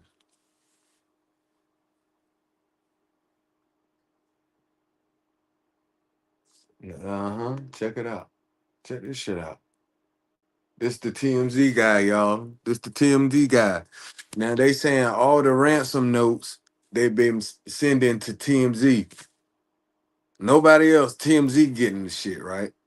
But the owner, the dude that made TMZ up, check his connection out with Epstein. Oh my God, guys, welcome, welcome, welcome. Shout out to everybody in the chat. Shout out to this young lady. It's not going to be a very long live, I promise. I literally was working on some stuff, and then I stumbled upon that surprise witness on Twitter and saw something that just really made me like, what the heck is going on? So you guys know that there has been, we live now. You guys know that there has been like, the DOJ is dropping files and redacting and leaking information as they should and everything. Everybody knows DOJ is redacting files on this FC stuff, as they should, right? Well, let me tell you what I came across. Shout out to BJ, because I saw it from BJ, and then I see Shout out to BJ. talking about this. BJ puts TMZ founder Harvey Levin is in the Epstein files. See that? Described as someone's good friend who might be helpful in the global PR campaign defending convicted Pedialyte Jeffrey Epstein and attacking his victims and accusers. TMZ has been remarkably quiet about the files. You know what? TMZ, you will go live for just about everything and anybody. Hell yeah. Even if the information is inaccurate. Yep. But they are pretty quiet about this. TMZ is the first. Ain't shit going down without TMZ on it first. 11. Sorry, guys. You guys might hear Baby Bunny. Epstein. I don't hear any. Like, where's your article? Look at this. You got Google giving me a AI overview of the situation, but no article. In 2025, TMZ founder Harvey Levin extensively covered developments regarding Jeffrey Epstein, particularly focusing on the release of the DOJ documents. Mm-hmm. Well, his name gets mentioned on the 31st of January, because that's the date here, and I have yet to see not one article on my search. Mm-hmm. Not one. TMZ ain't got not one. I like literally shout out to BJ because I saw it on BJ's Twitter. Shout out to BJ. About everything. Now, let me put this out here. On the last video, I don't know if you guys follow House and Habit. That's, whatever y'all follow, whatever you follow. But she was named in the DOJ files, not like in the lists, but like in the files, as somebody who victims were calling in the hotline because they were being attacked by her. I just find it mighty interesting that people that are like maybe well connected in PR and whatnot are somehow involved in the attacking of victims and whatnot and trying to discredit them. You said what? Harvey, selective shaming. Well, you would think that he would have like at least put an article, an intern can write an article, something, but Harvey's not it. Harvey's nowhere to be found. Hell no. Like you don't got people working there 24 hours a day typing up stuff. They're there. I bet you if something were to break about D4VD, they'd be the first ones to write an article. So why can't they be the first ones? All day. You already know. I mean, literally, you don't see anybody in the TMZ mobile saying anything yet. Nope. Nobody. telling you, Chris Blessings, thank you so much for becoming a member. Shout out to you. Thank you for renewing your membership. You said, welcome. I know some, where are my manners? I'm sorry. Welcome, guys. A really quick live. So let me tell you, shout out again to That's Christ Witness, BJ. She put this out here. I was like, what? So let's get into this. This is an email, right? To a guy named Mike to Jeffrey Epstein. I don't know who Mike is, but apparently Mike tells Jeffrey Epstein, try to call you. Harvey Levin, who runs TMZ, is a good friend. They haven't reported on this at all, but I might be able to get him to do something on the Duchess and her backpedaling. Wow. You know what's so crazy? And this reminds me of this too. Timothy Busfield, you know how quick they were to put that first audio, the very first time that these minor victims were interviewed? They were so quickly to put that out there. What do we see? Suddenly, the narrative shift and change. Like everybody forgot that this is a 10-year-old child. They put that out there. Jeffrey Epstein responded, I'll say for right time, he says. And this was in 2011. And then there's a response. Okay, with leaking to British press, but think we need to get a statement out. Jeffrey Epstein response. Zuckerman suggested shorter and punchier, no attack on press. Pled guilty to solicitation, no tabloid exaggeration of pedialia. Okay? Jeff paid a price, no allegations of minors since 2005. Suggests leaking to London press the absurdity of the statements, and there's no law enforcement. People in my office, when I was at work, release that let her in. That's correct. This is the Mike guy. Oops, sorry. Mike guy is internationally renowned crisis manager, so PR guy. Fortune magazine called him one of the most accomplished practitioners of the dark arts of public relations. Wow, dark arts. The dark arts of public relations. Shit. Boy, that sounds so weird. That shit crazy. He's one of the most accomplished practitioners of dark arts of public relations. Whoa. What does that even fucking mean? It's his talking points. On that, Jeffrey Epstein is telling the PR person, Michael, this is how we're going to do it. This is the strategy. This is what, no minors since 2005. It makes it better, right? Like, your kids are safe around me. The dark arts of PR. Well, listen, somebody who's pretty green like me, I would say, what is the dark arts of? That's what I just said. What the hell is that? What in the occult crap is this? Right. And let me tell you. Straight up. Michael, I'm gonna look this nigga up right now. I got baby buddy screaming. Give me 1 second. She's playing out there. Let's see who this dude is. Michael is okay. Sorry. In the Strick. In the court of public opinion, it's very quick, right? You could, depending on the following and influence that a person has, you know, you could definitely sway one way or another. You know what I mean? Like, it only takes one thing for a person, for a victim to do. Some people aren't media trained. Some people don't have those resources or access to, you know, it's him, y'all. The front public, everybody criticizing them, criticizing their story. So when I read House and Habit today, and I did that quick little upload video, you guys gotta watch it. Go check it out. She said something to the effect of like, and it stood out to me because it made me feel like we really are, when you are defending people like this, see if I can find the exact statement. When you're defending people like this, or you're trying to make sense of somebody's, pedophile ways or whatever, your mind will do like all kinds of tricks to tell you why certain things would be allowed and why certain things would not be allowed. In my opinion, that's what it seems like to me, especially when you're trying to defend a specific kind of behavior. You're trying to excuse behavior, right?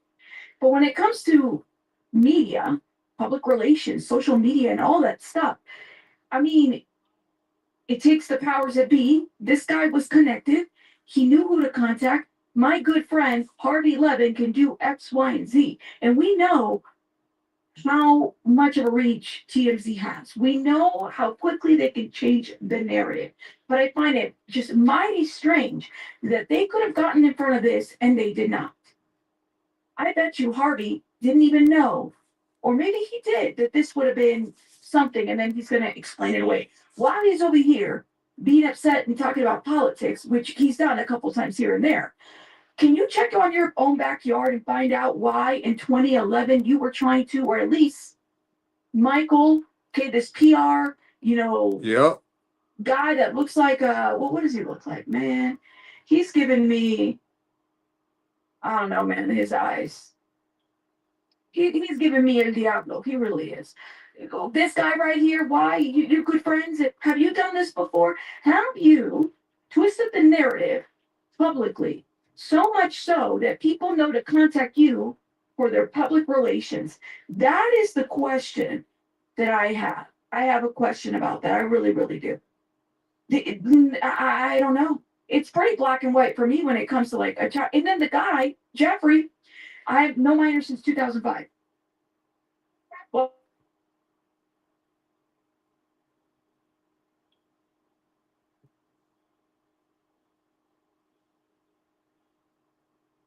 sorry, I forgot I have cookies here. Hmm? Here you go.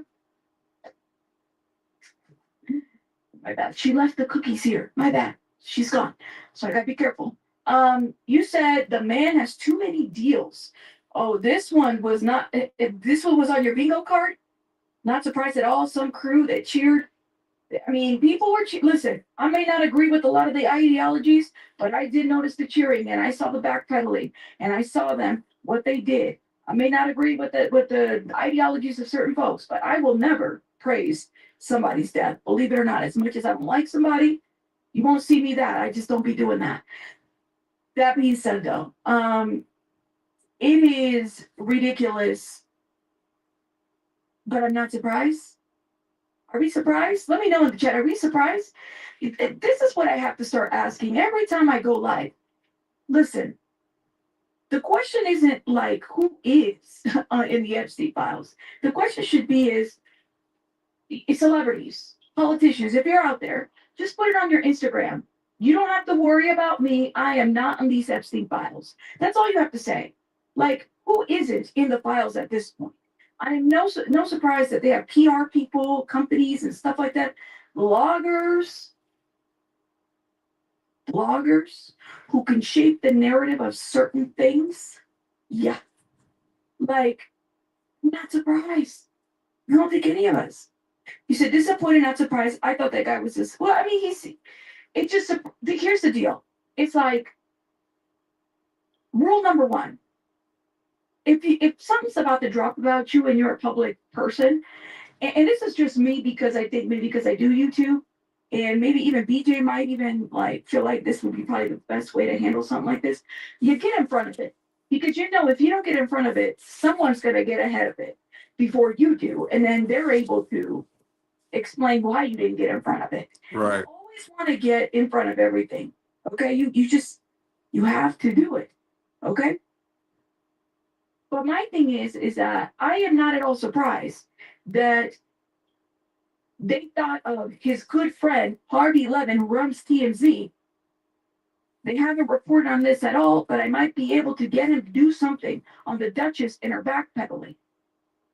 I am not at all surprised that this is how the get down gets down. It just isn't. But as far as stuff like this, you always want to get in front of it. I don't know what happened here, TMZ. Maybe they took a vacation. Maybe the intern was out. I'm not really sure, but I do find it mighty funny that when it came to these files, they were right ahead of it, talking about these files and everything, especially in 2025 and all this ish, especially with Mark Garagos.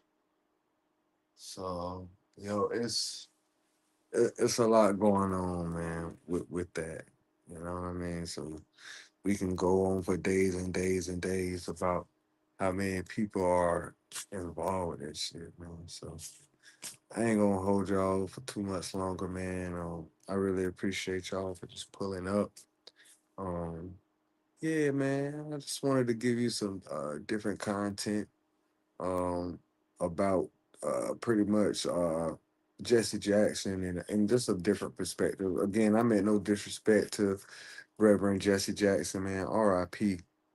R.I.P. brother. You know what I mean? You contributed a lot of positivity as far as bringing our community together with different things. So I commend you on your work, man.